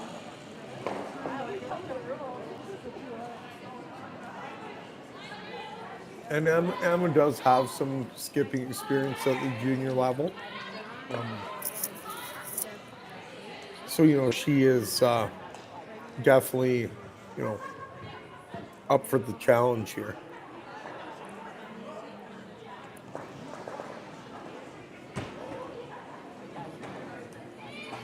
So Phillips split across the house here. How do you get a manufacturer way out of this, Chelsea, if you're Team Richards? I'm not sure you do, and I'm not sure that you care. I don't think they're that sad to give up 2. The whole end's kind of gone that way. You had to stick on that. The hit and roll out probably killed your chances of turning this into a force or a steal of any kind, but this is still going to leave you 1 up with the hammer going to 7. So I think at this point, unless you get a roll out and you can play a chase, I think you have to just take your medicine and give them the 2. And would Phillips be content to get 2 here? Well, it looks that way based on her choice to hit and roll away. I think if you were trying to generate a 3, you would have either ignored that and drawn around these 2 yellows again, or tried to hit and roll behind your rocks that are already over there. So to me, her hitting and rolling to the wide side says she's playing for 2. Did well. get out here, so now decision time. Do you play the chase, Darren, or do you like the little run back? I'd play the run myself, but the run seems like probably the easier shot to me, but the problem is you leave a corner guard if you make it. So I think the result is better here because at least you'll be sitting one in the house and they'll have to make a decision. But yeah, the run looks easier to me as well. Well, and the thing about the run is if you can just hit it a little bit high, you might be able to roll a bit, yeah. A bit. Oh, and it's your rock. Right, so you're going to have a short run back again, worst case scenario with your own rock. So that's true. That makes a difference as well. But I mean, this isn't a bad call. You make a nice roll and stick on the side 8 foot, side 4 foot there. Yeah, it's a really it's the same type of result. Yeah. Yeah. So probably looking for what, like a bumper weight here, maybe? Something like that. Nice extension there.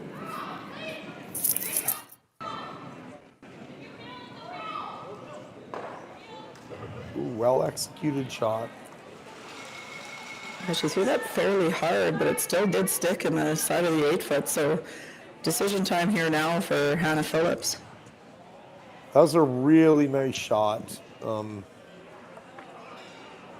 know, you probably couldn't roll it into a better spot. Hey, Chelsea, like another couple feet and kind of can draw around the corner. Yeah, I think that's the key, is she rolled to a place where if Hannah Phillips were to ignore this and go around the corner, she wouldn't be shot rock. So that's, yeah, I don't know that there's much of a better place to roll to. I agree with you. Do you ever do that anyway right here? I think I would, just given the scoreboard. It's definitely something that I would consider. Or freeze. Yeah, freeze and hope she blasts everything, and then you get your blank out of it, I guess. But this is playing for the blank anyway, so. Yeah. I would consider going around it, but it is definitely riskier because then she splits the house, and then you have to make a harder shot for your single point in your forced anyway. So this way, playing for the blank and going to try to set it all up again next end. They did have a good setup going there, so I can see where her brain is going with this. I think we're headed to Blanksville again. It does appear that way. But I've thought that before this game.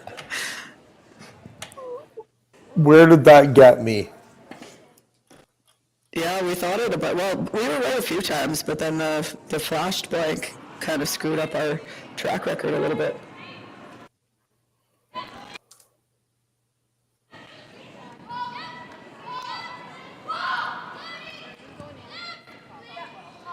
Hello? Sorry. Hello? Figure out how to put you on speaker. I'm in the sixth end of a commentary in the women's provincials.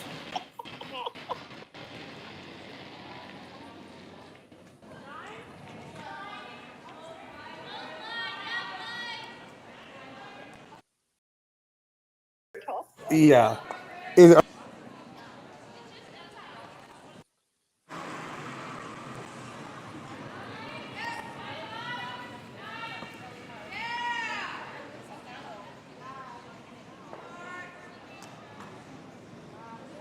So blank attempt for Hannah Phillips with the in-turn. Yep, Hannah Phillips here just trying to roll out.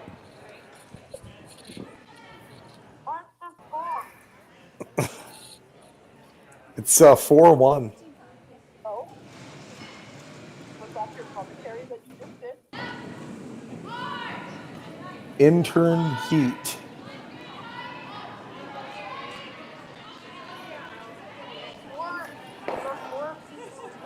Oh, and does not get her ticket to Blanksville. It will be a single point for Hannah Phillips. Team Richards will take a 4-2 lead and the hammer into the 7th end. We'll be right back. Okay, I'm in the break.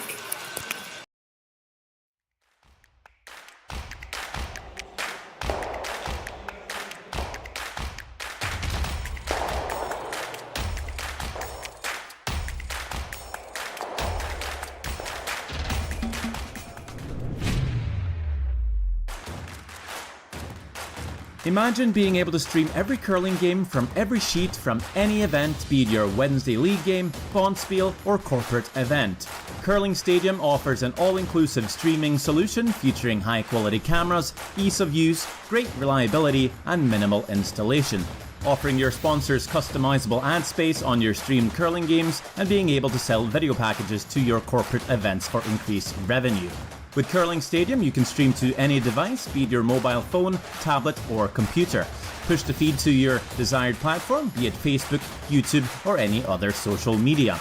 Curling Stadium is simply the way forward. Where it's commonplace in other sports to televise every game, we want to do the same.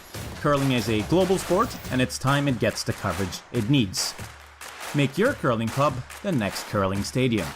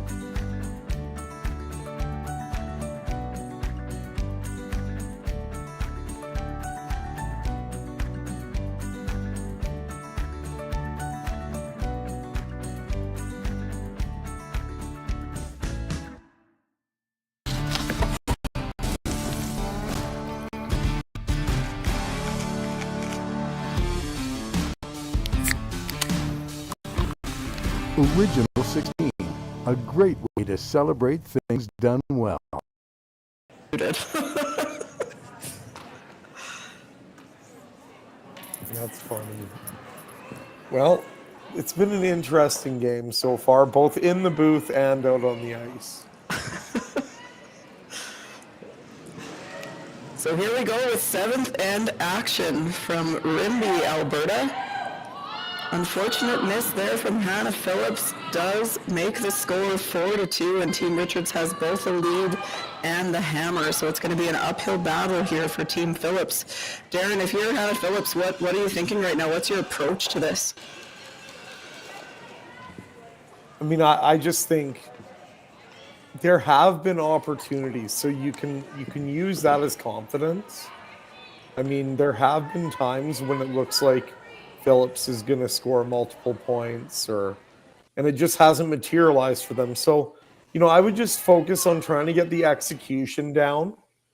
Making sure that you're making shots, executing well, and see if you can maybe, you're going to need a break or two to probably get back into this game. But, you do have 4 ends.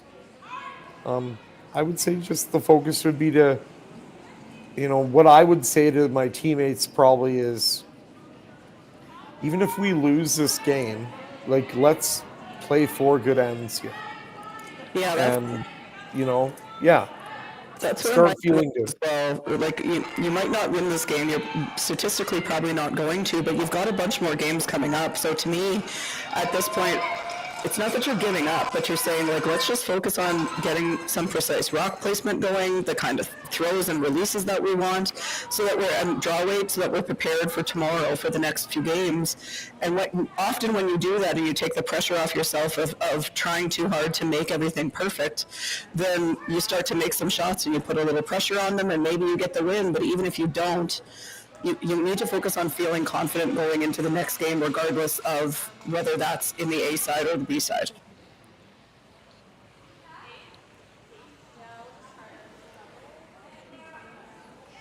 I mean, there's some rocks in play, some opportunity. A little bit of a click here, right on the nose. Just release that red one. Maybe back 4 weight would play well here. Yeah, really well executed freeze. So still an opportunity here, but a big shot for Anna Monroe. Need to have your shooter stay on this one regardless, but would love to unlock that back yellow a little bit if you could. This is got a curl. At that point, a bit of a wall back there. Something. The Yellow Rocks are not in the greatest position, but still, the red one can be snuck through that hole. You've got your tight guard that you can use. Yeah, it's still out here. So for Team Phillips, you're pretty happy about Rocks in play, even if the positioning of them isn't great just yet. It still gives you an opportunity to tap things around, and it just takes one good shot to set up a steal, right? I was gonna say, Emma's got to walk up and rip this guard, no? Yeah, I think so, and that's what she's landed on. This is for sure the right call, certainly the scoreboard call.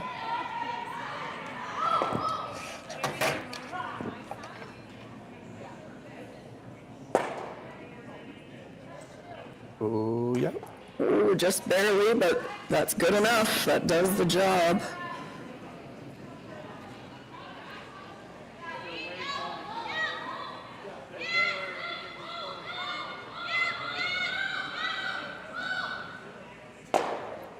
Yeah, there's your sponsor right there, Sentinel Storage. They've got the one that I'm most familiar with is that one by COP there, Chels. Yeah, that's a massive building.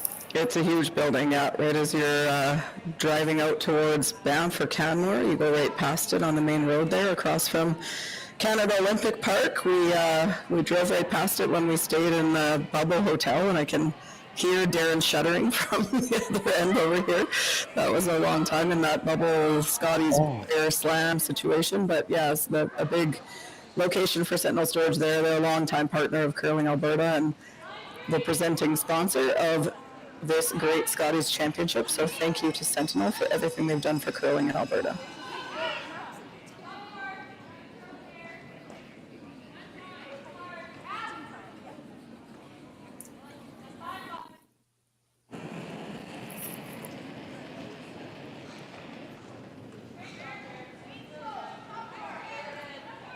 The sponsors are extremely important. And Chelsea, you've been in Alberta for a while now. How long has it been? In Alberta? Almost 11 years. And you see a lot of these same sponsors year after year. We've got Best Western Hotels and Resorts. Best Western Hotels Resorts is an award-winning global network of hotels located in over 100 countries and territories that offers accommodations for all types of travelers. Best Western is Curling Alberta's preferred accommodation partner and a proud partner for Curling Alberta for over 20 years. And that's one that I remember being involved for so long. Yeah, Curling Alberta has done a great job and are very lucky to have such great partners that stick around for these long periods of time. We just got enough of that Yellow Rock to get it out of the house for Team Richards there. In Chelsea, it is a Wednesday night, but it's never a bad day to crack open an 016. Never is, no. Original 16s are good any day of the week. The official beer of Curling Alberta and the Ice Lounge. Very successful brewer and an internationally recognized producer of world-class beer.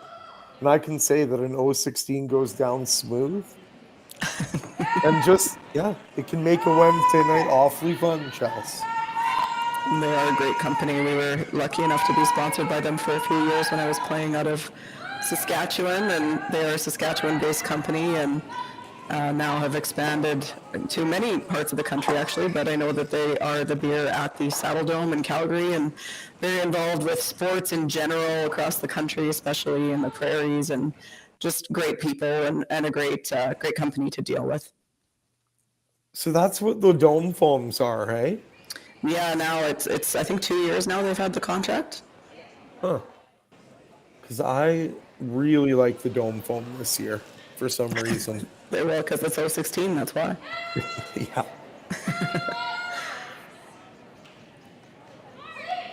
So Hannah Phillips sitting second, third, and fourth here, I think, but looking for the double. Double and roll to the middle would be great, but you don't really care. You're just trying to send Yellow Rocks out of the house.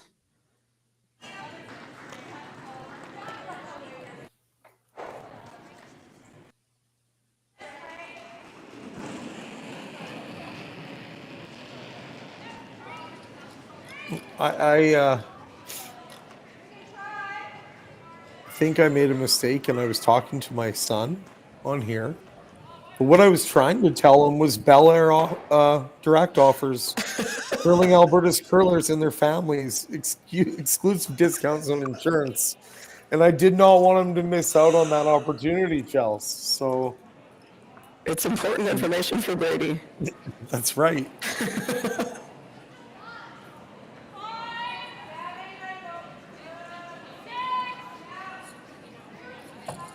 Yeah, whether you want residential or auto insurance, if you mention Curling Alberta, Bel Air Direct will donate part of the premium collected to Curling Alberta, which in turn supports local curling clubs and events. So in some way, yeah, that will come back to you. Love that. That's a nice little incentive there.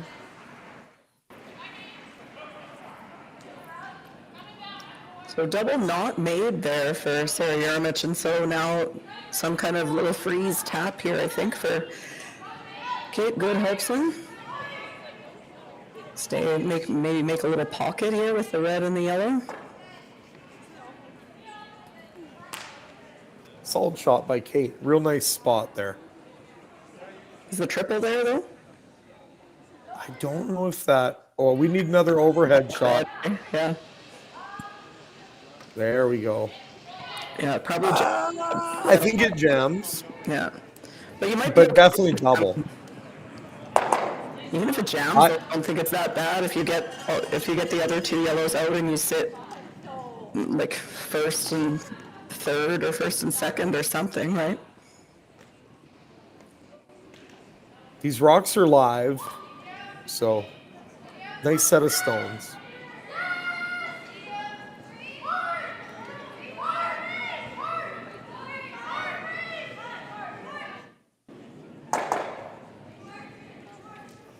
Is she frozen in place? Yeah. Is everybody seeing this feed like that? Like, I'm not sure how that happened. I'm actually curious, but what happened?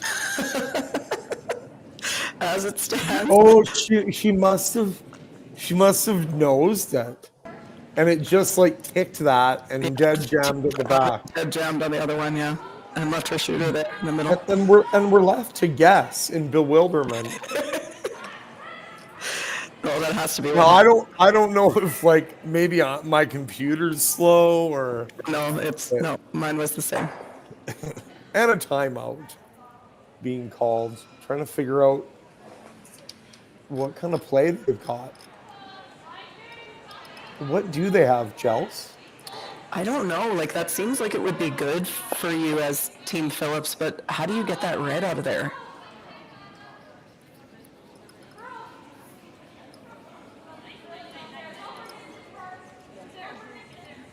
Coach Mark Johnson coming out to discuss with Hannah Phillips. I guess you could just try to kind of unlock it and stay on the nose. Is that any good? Like, stay on... Like, I would throw an intern at this maybe and try to stay on about the center line, partially frozen on, or in front of the red at least. Tap that back so that you could kill it on your next one. And possibly even bump into the side one. Yeah. Like not now. Time to. But this is just early event kind of stuff. If the ice stays like this, by the time we get into even tomorrow, the players will have the ice figured out, and we'll see a lot of great shot making. And we have seen that at times today, but there's still just that newness of it, and you're still trying to map the sheet out and figure the rocks out and what's the speed and what's the difference between the ice we need for hack and the ice we need for bumper kind of thing. And that's normal and early in events. In this format, I kind of feel like the A event is a little bit of a. I mean, if you win through the B, it's just about as good. I like that about this event is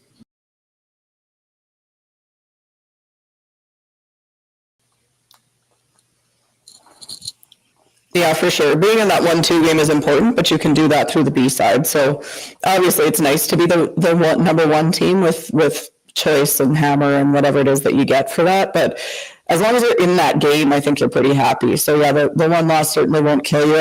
This is my personal favorite format for any event.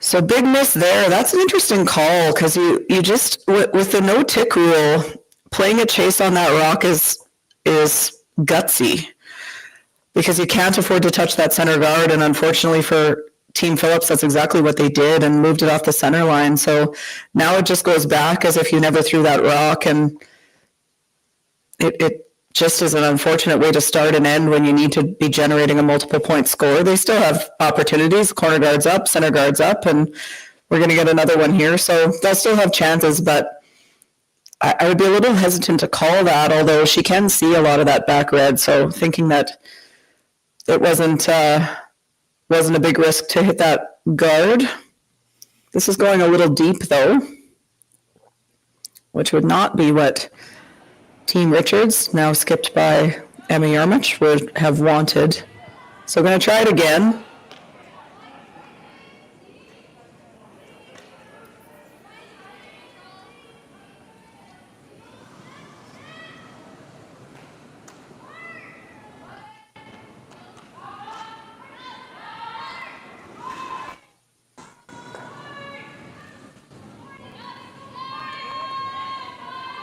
This one's got a hold as well.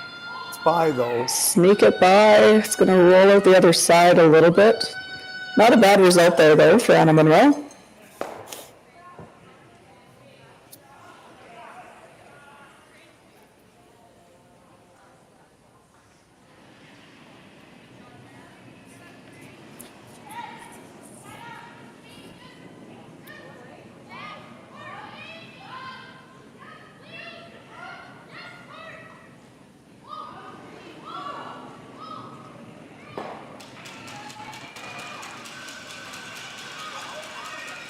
So looking for a little hit and roll underneath that center guard.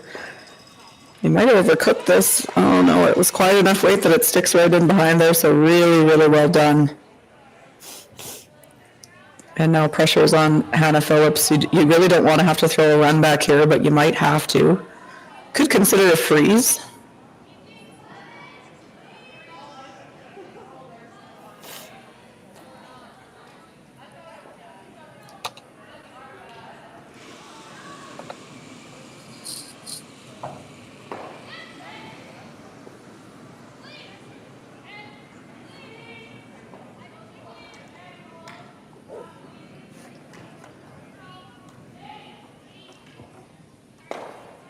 Trying to get this one to curl now. We're hoping to stick that for a second corner guard. So that's one of those ones where the most important part of that shot was actually sticking your shooter rather than worrying about making anything else happen. Even if you nosed it, it would have been okay. But this gives Team Richards the opportunity to just run up and rip this guard, and now it's going to be really hard to get a multiple point end and nearly impossible to get a 3, which is what they were hoping to get, assuming she makes this. But this is going to be just a little hit and roll. So bullet dodged there a little bit for Team Phillips, and now an opportunity to use that guard. It is very long, but you have to hope that you can get in behind there and then hope for a slight miscue.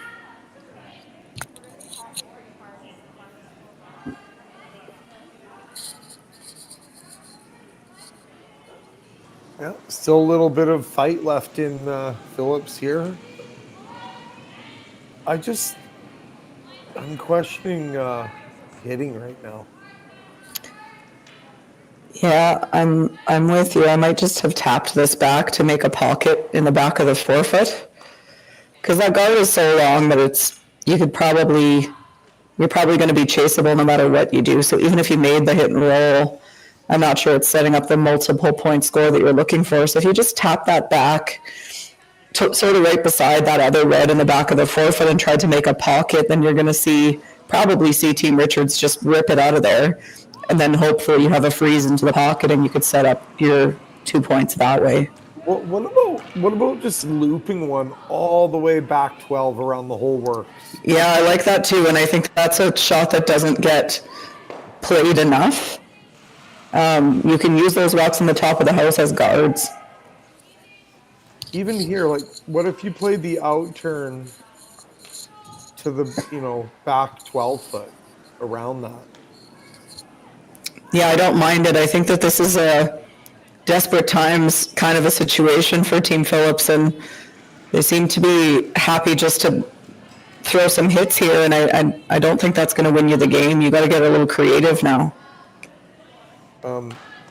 It could be that they're just they're focused on maybe just executing a little bit right now, and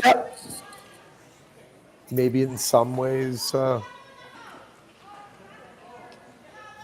punting on this game. Definitely possible, yeah.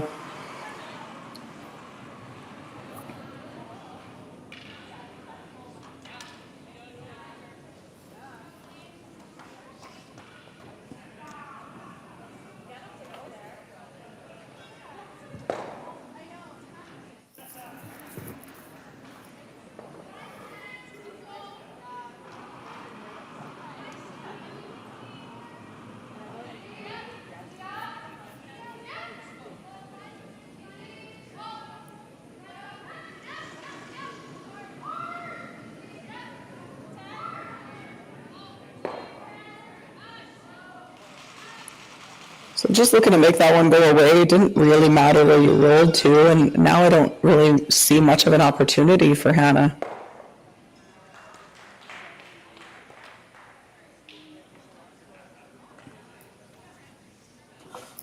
No,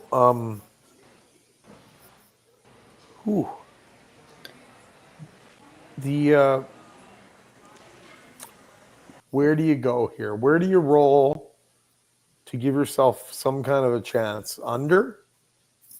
I guess, but then why wouldn't you just draw there? It seems easier.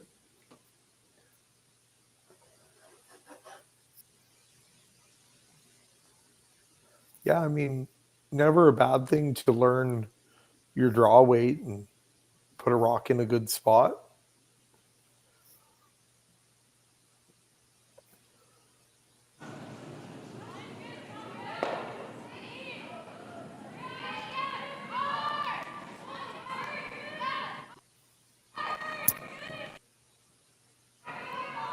Big scrub here.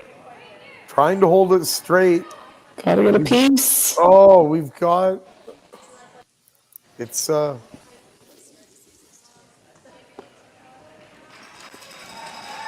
little over curl there.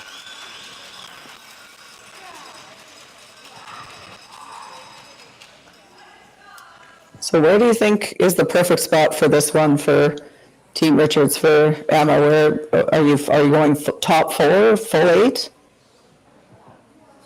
I think full eight right on the center line. Yeah, basically a mirror image of that back one. That's what I was thinking too. You could probably slide to the top of the forefoot and be okay. You just don't want her to be able to nose it and not make the double and score, but you would love to make the double as hard as you could, I suppose. Yeah, I mean, even like biting eight, if you're on the right line, I guess then the draw becomes a little easier, but... Yeah, at some point it's a question of which would you rather have her throw, the double or the draw. This one's curling though. They're carving it. Yeah, now we're sweeping it to get it to curl, so looking to just go behind this guard, I guess.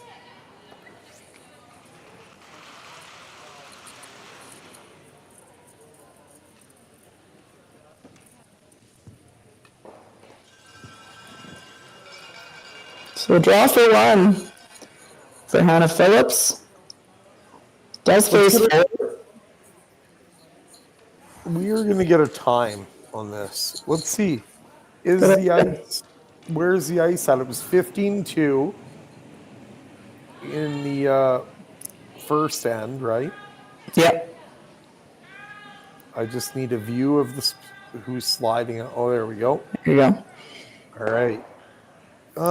Zoom in on the hog line for me, please. You're so demanding. Yes. Get it. Get it. Okay. We have hog line. Okay, now make sure I got a good view of the hog line when the rock gets there. The other hog line. There we go.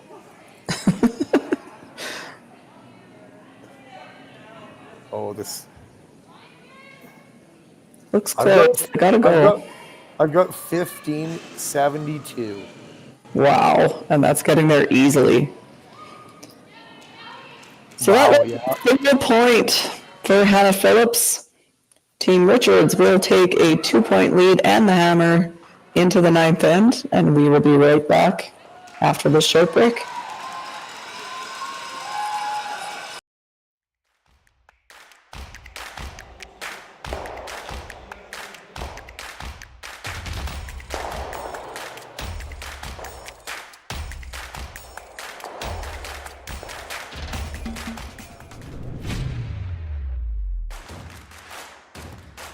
Imagine being able to stream every curling game from every sheet from any event, be it your Wednesday league game, bonspiel, or corporate event. Curling Stadium offers an all-inclusive streaming solution featuring high-quality cameras, ease of use, great reliability, and minimal installation. Offering your sponsors customizable ad space on your streamed curling games and being able to sell video packages to your corporate events for increased revenue. With Curling Stadium, you can stream to any device, be it your mobile phone, tablet, or computer. Push the feed to your desired platform, be it Facebook, YouTube, or any other social media. Curling Stadium is simply the way forward. Where it's commonplace in other sports to televise every game, we want to do the same. Curling is a global sport, and it's time it gets the coverage it needs. Make your curling club the next Curling Stadium.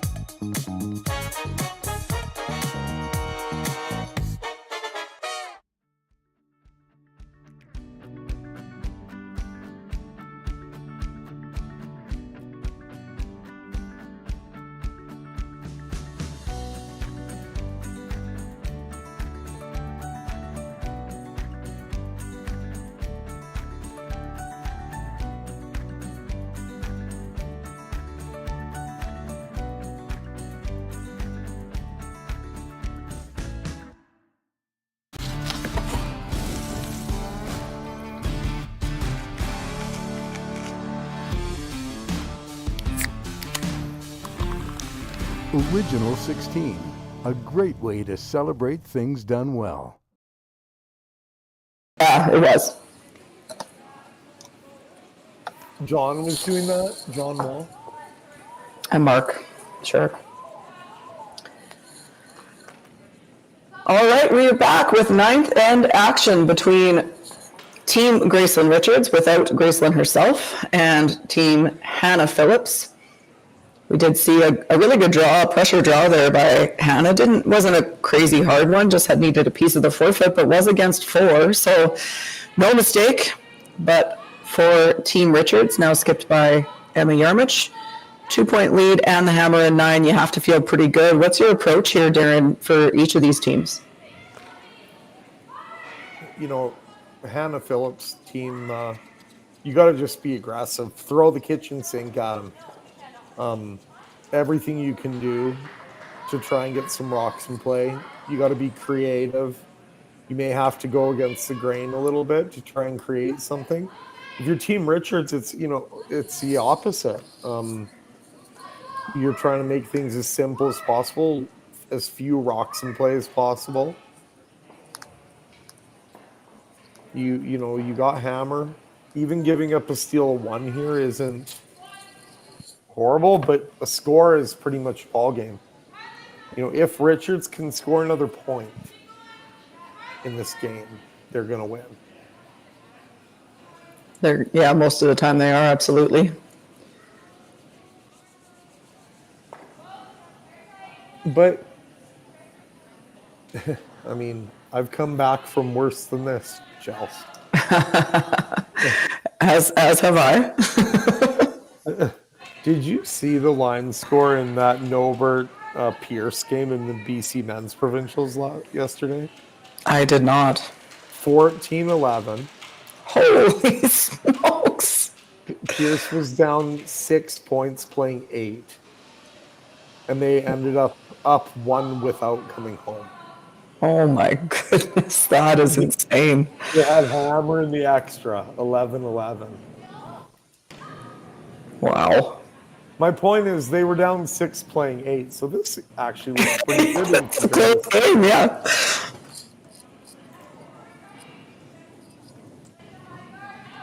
How do you not shake hands down 6 playing 8? Like, I'm shook down less than that.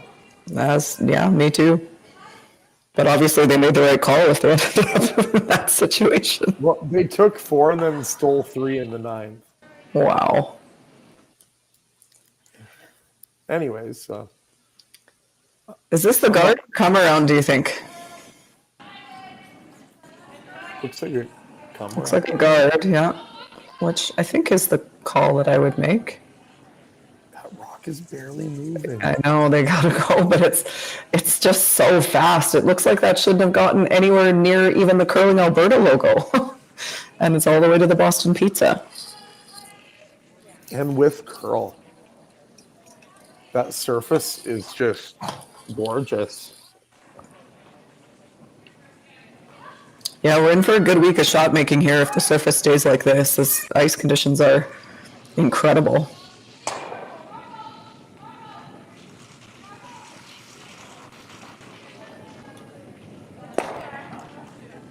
It looks like the curl's actually increasing a little compared to earlier. Which makes you think that the speed would be falling off, but it doesn't. It's not. No, it's like it's settling in. It's almost like he didn't clip very much. And it started fast too, so if he didn't clip very much, you'd think it would have been slower at the beginning. Maybe it was in practice though.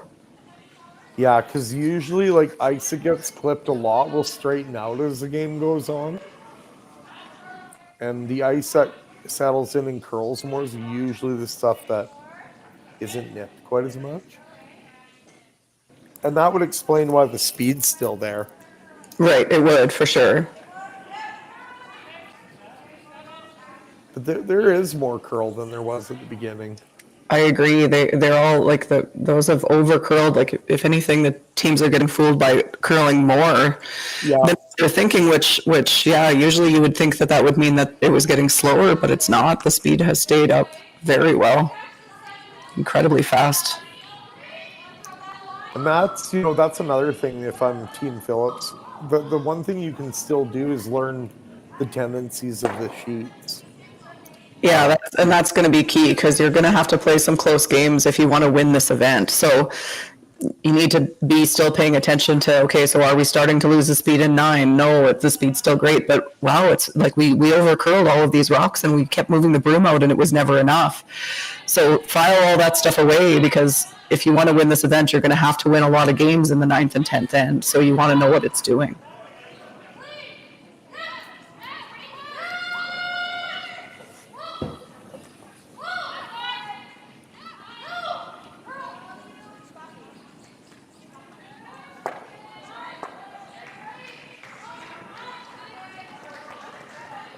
Looks like another guard here for Kate Goodhelpson.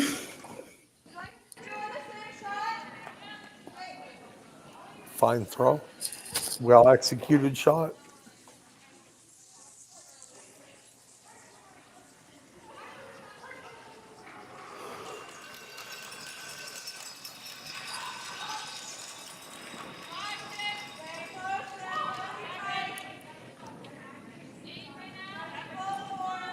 Looking for just a single peel. You could try to throw the double peel. You would have done it with the other turn, but no need for that at this point, I don't think, for Team Richards. Just keep killing that one, and you're going to force them to make a play in here. And worst case, hopefully for Team Richards, worst case, you give up a steal of one. But who do you think is shot there, Darren? It's probably red at the back, hey?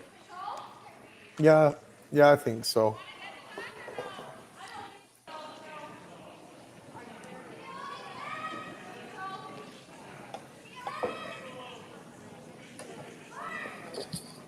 Are they going right to it? I'm not sure. Sort of looks like it.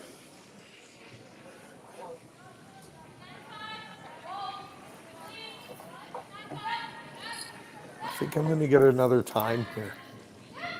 Yeah, let's see what this one is. Now I'm scouting the ice, Chels.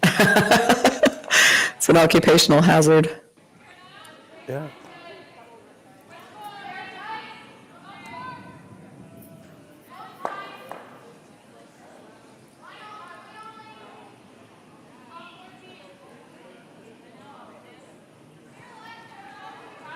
I got a 14-8. So that should be all there to the back one. Oh, look at this curl, though. It picked. Did it? Yeah. Might have. They weren't worried about it at all, so... Can we get an instant replay on that?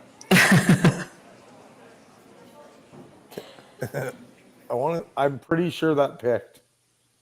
Oh. They're trying. Oh. And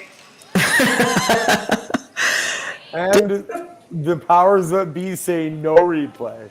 No replay. It did end up rolling to a pretty good spot, though. Like, that could have been a lot worse with that tick and assuming it was a pick, the sudden late curl, but it ended up pretty good here. Team Richards, Emmy Armitage has to be careful.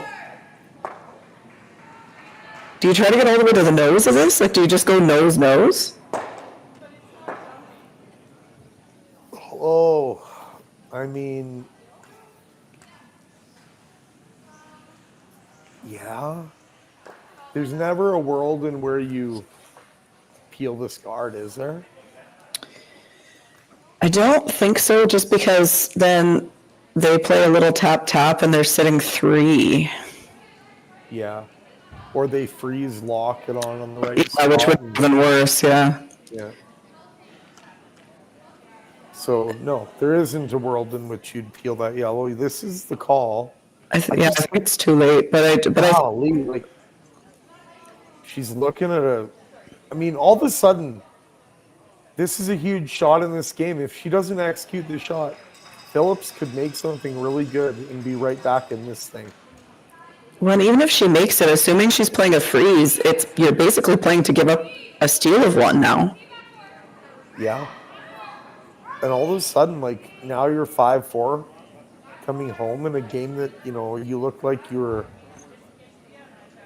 Yeah, like we thought it might be handshakes. This needs to curl.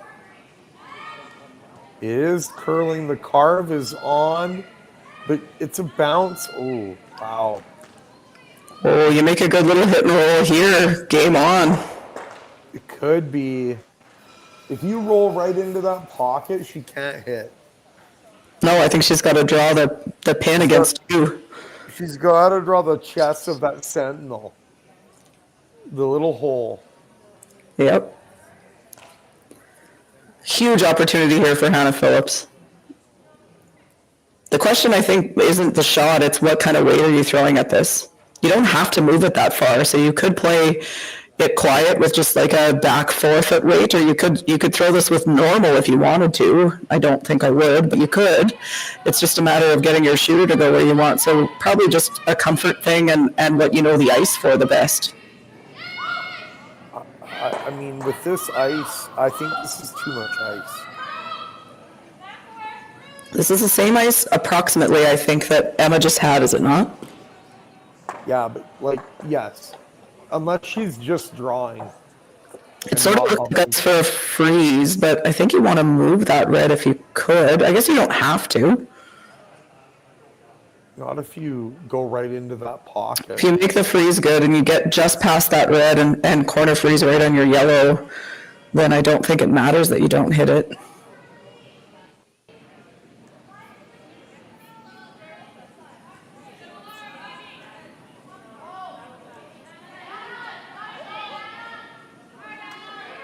Ooh, this is not a good sign already on the carve. Heavy carve. Oh. Oh, maybe they overcooked it.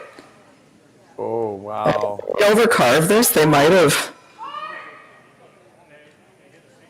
Oh, wait. Oh, yeah. That's classic overcarve. If they sweep differently, it's made perfect. That was definitely thrown in the tolerance.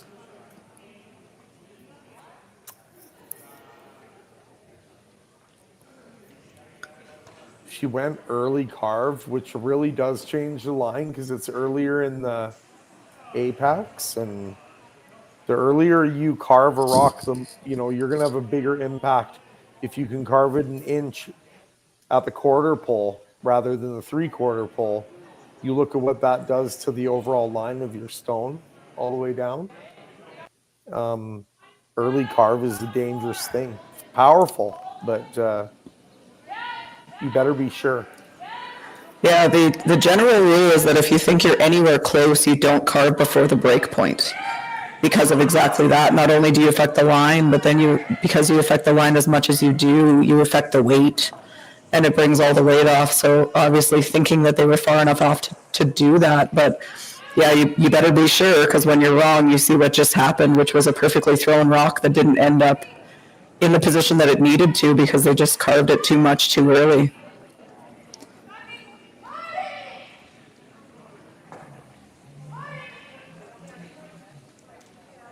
So trying a little tap here, I think it looks close. What a shot. And a 3-point lead. What a turnaround. There'll be a 3-point lead for Team Gracelyn Richards going into the 10th end. Team Phillips will have the hammer coming home. We'll be right back.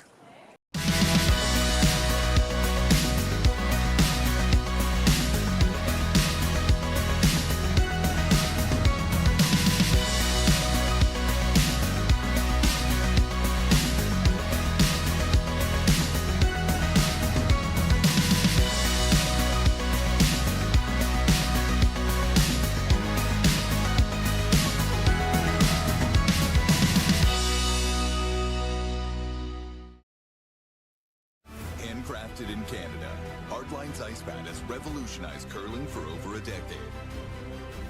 Engineered with top-tier precision and durability, it is backed by an unmatched 10-year warranty. Designed for curlers at all levels to sweep effortlessly with maximum efficiency, it is trusted by the world's best curlers, including Olympic and world champions. It is quite simply the best broom in the game. Hardline. Join the revolution.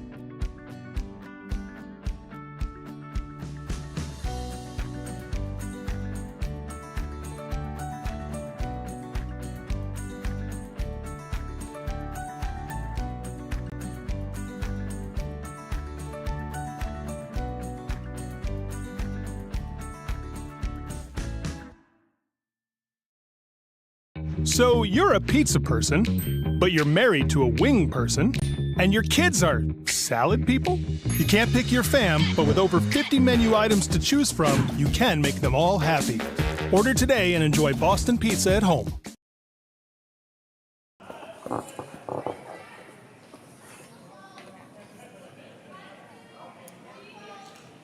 10th end action here from Rimbey, Alberta. I'm Chelsea Carey. I'm here with Darren Moulding.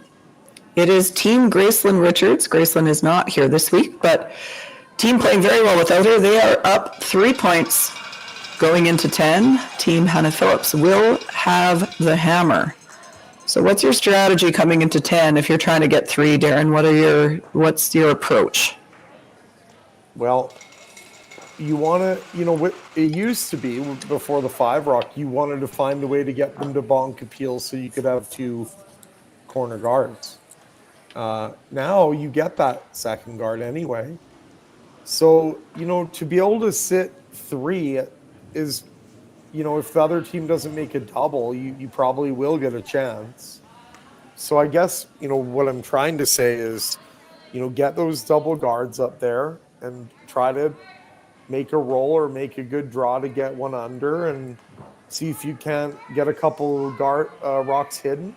I think that, Phillips probably has a 15, if she ran this end over 10 times, she probably would tie this game 1 or 2 times. So she's definitely not out of it. For sure not. What about guards? They've chosen to go the same side. Do you like that, or do you prefer opposite sides? I think I prefer opposite sides, but I do see the merits in doing this. What about you, Chelsea? What do you prefer? So I've generally done them same side, and I think that this is maybe a difference between the men's game and the women's game to some degree, because if I do them on the same side, then at least I have 1 draw. If you put them on opposite sides, you have to be careful to still leave yourself a draw to the forefeit somewhere. But it does make you more susceptible to the double peel. And in this case, the double peel is reasonably makeable. But even when they're dead lined up, the top men's players in the world can just throw it so hard that they can hit it just off nose and still, hit the boards with the shooter and lose both guards. And that's just too dangerous. So I see the merit in both as well. Well, the other thing I don't like about the double stack, Chelsea, is if they're throwing that double peel and they dead nose that rock and still get those, like the tight one and the shooter, that guard's so long that on ice like this, it's not a guard. Right? For sure. The long guard isn't useful by itself, and that is another negative about the double stack, for sure. I agree. But again, like I've played both ways. And actually, like, I won't do the same thing every time either. Like, no, and I think it's ice condition dependent a little bit, and it's like, can I still leave myself a draw to the forefeit? Like, it's kind of nice to be able to change it up, because then you also might surprise your opponent, which is always a good thing to do. And yourself, even. It's true. It's like, I haven't done this before. Let's give her a go. Like, change it up. Yeah.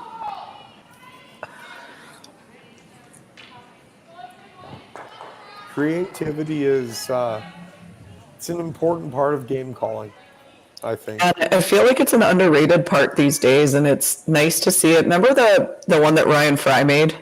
The frozen guards in the and then he rolled to the center line. To the center, yeah. It might be the best shot I've ever seen, but even to call it is the impressive part. Like, that's just getting creative, and you have to when you're in a situation as desperate as they were at that point in that game.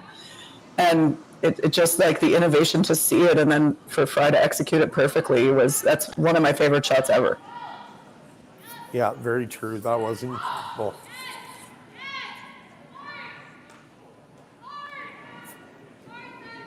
So making a play now on these rocks in the house. Need to get this by the guard. Woo! Squeaks it by. Really good sweep there. That's a great result. I don't think you could have made that shot any better than that. But the problem is you're going to let Team Richards go up and peel this corner guard. Papered that guard. So, Chelsea, when we're traveling around these places we were talking about and we get hungry, we stroll into a Boston Pizza. What are you ordering? What's your game plan? So these days I generally try to be at least a little bit healthier, and I would lean towards, they have a honey dill chicken salad thing that I quite like. Being from Manitoba, I love my honey dill sauce, so I order that one a fair bit. But my favorite one growing up was always the fettuccine Alfredo baked with cheese. It is delicious, but I'm just trying not to be 400 pounds, so I don't order it very often anymore, but it's so good. Yeah, I mean, I just like my nice baked. I love how they double bake those chicken wings. Nice, that's good. Yeah, that's a good call. Real good hot sauce, and give me like a little bit of cheese bread. And I might get a little side Caesar salad just to convince myself that I've vegetables. Yeah, got to get the vegetables in there. An 016 to wash it down. Perfect. Boston Pizza, they've been a reliable sponsor, partner of Curling Alberta. For more than 50 years, Boston Pizza has had a proud history of participating and giving back to the communities in which we live and operate our restaurants. This is Northern Alberta Boston Pizza. They're involved in the men's prominently, as it's called the Boston Pizza Cup. And that'll be happening in Statler in a couple weeks.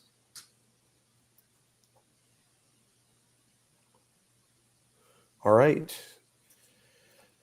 How can Team Phillips orchestrate a three ball here? Or maybe even 4. I've seen that happen once or twice too. Yeah, this is not what they were looking for. I might have considered, remember earlier in the game when you said everything? Yeah. You could have gone around that staggered, like that red rock that they just ticked was essentially a guard, and go around all of it and sit second and third. Oh, that can't remove either one. Yeah. That was the time to do it. Back 8, back even, like, just get it buried behind that stagger. I mean, that's how Dacey took 3 against Randy Furby. Absolutely. Going around that stagger.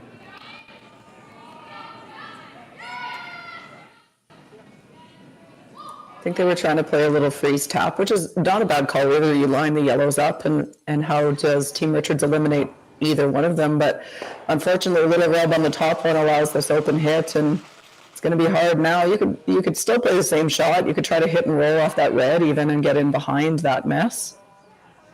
I think you still have to draw around that stagger. I agree. Back 8, you don't need to be shot, and even if they rip the stagger, like, you can duck around one of those corner guards. But it's getting too late now. It's desperation mode here, yeah, for sure. And after the game's over, we're going to have our moment of the game. So stay tuned for that. And there's probably a few things we could think about for that. Yeah, definitely. Have to look at that 3. The 3 that Team Richards put on the board that changed the game for sure.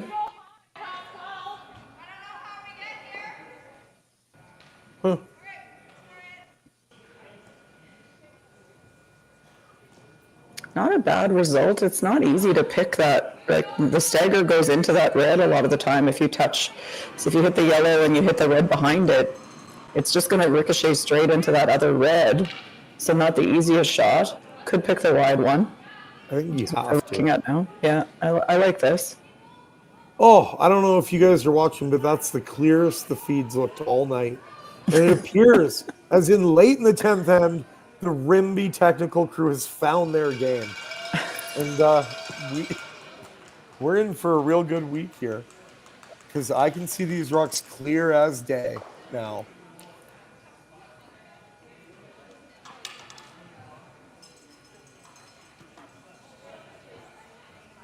Important shot here. Definitely a shot that needs to be thrown well, accurately. Emma's a good hitter.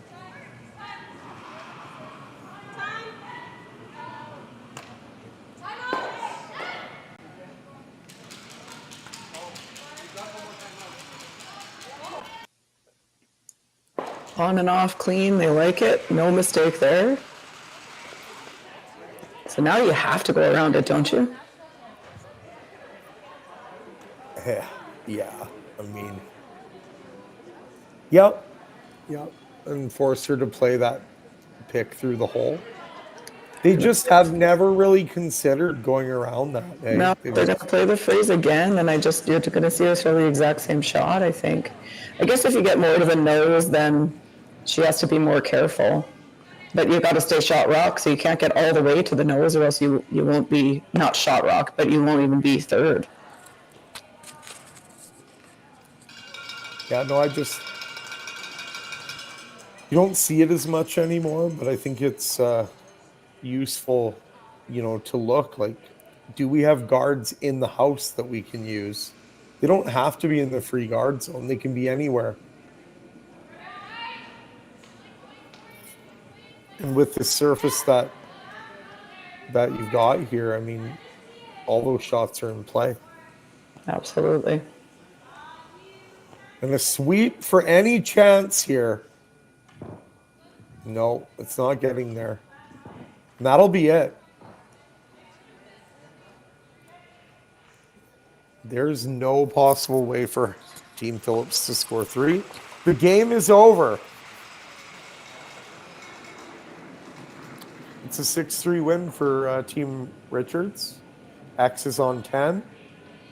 And is that how they're scoring it nowadays, Chels?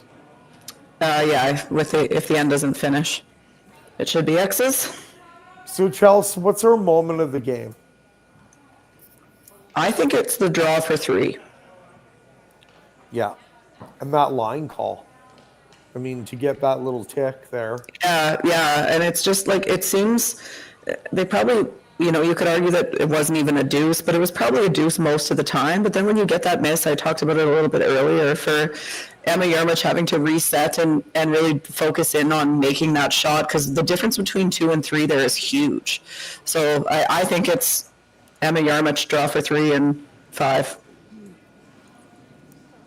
Yeah, I'm with you there, Chelsea. So the moment of the game, Emma Yarmich, beautiful draw in the 5th end to flip the game over, and really sees control that they never really look back after that. So, well, thanks, Chelsea. It's been a pleasure being on with you. Absolutely. Thanks to everybody for tuning in. Thanks to our technical crew sorting out all kinds of problems in the middle of the game in a hurry, and we appreciate it. And we'll be back with you tomorrow for the next draw. I won't be, but we'll have some commentary for you, and this should be a great week. The ice looks awesome, and the players are ready to go, and we've got a really even field here, so don't go anywhere, folks. It's going to be a good week. Well, and guys, let's get excited about the fact that this feed is crystal clear.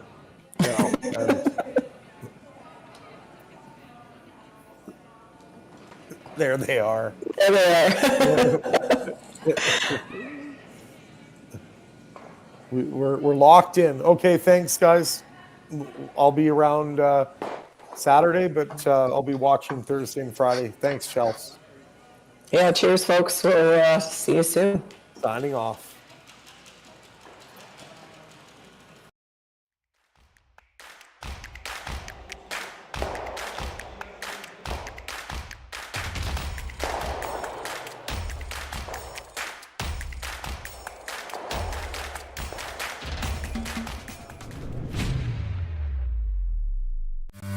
Round them up, move them in.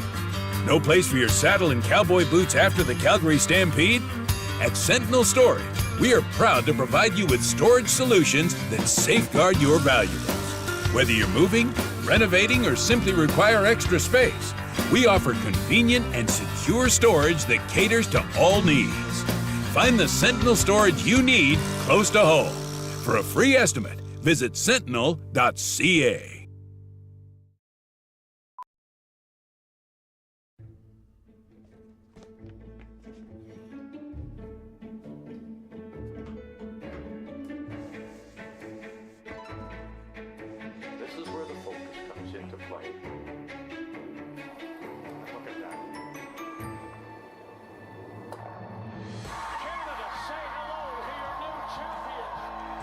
proudly pulling for this generation of Canadians and the next for over 40 years at the Scotties Tournament of Hearts.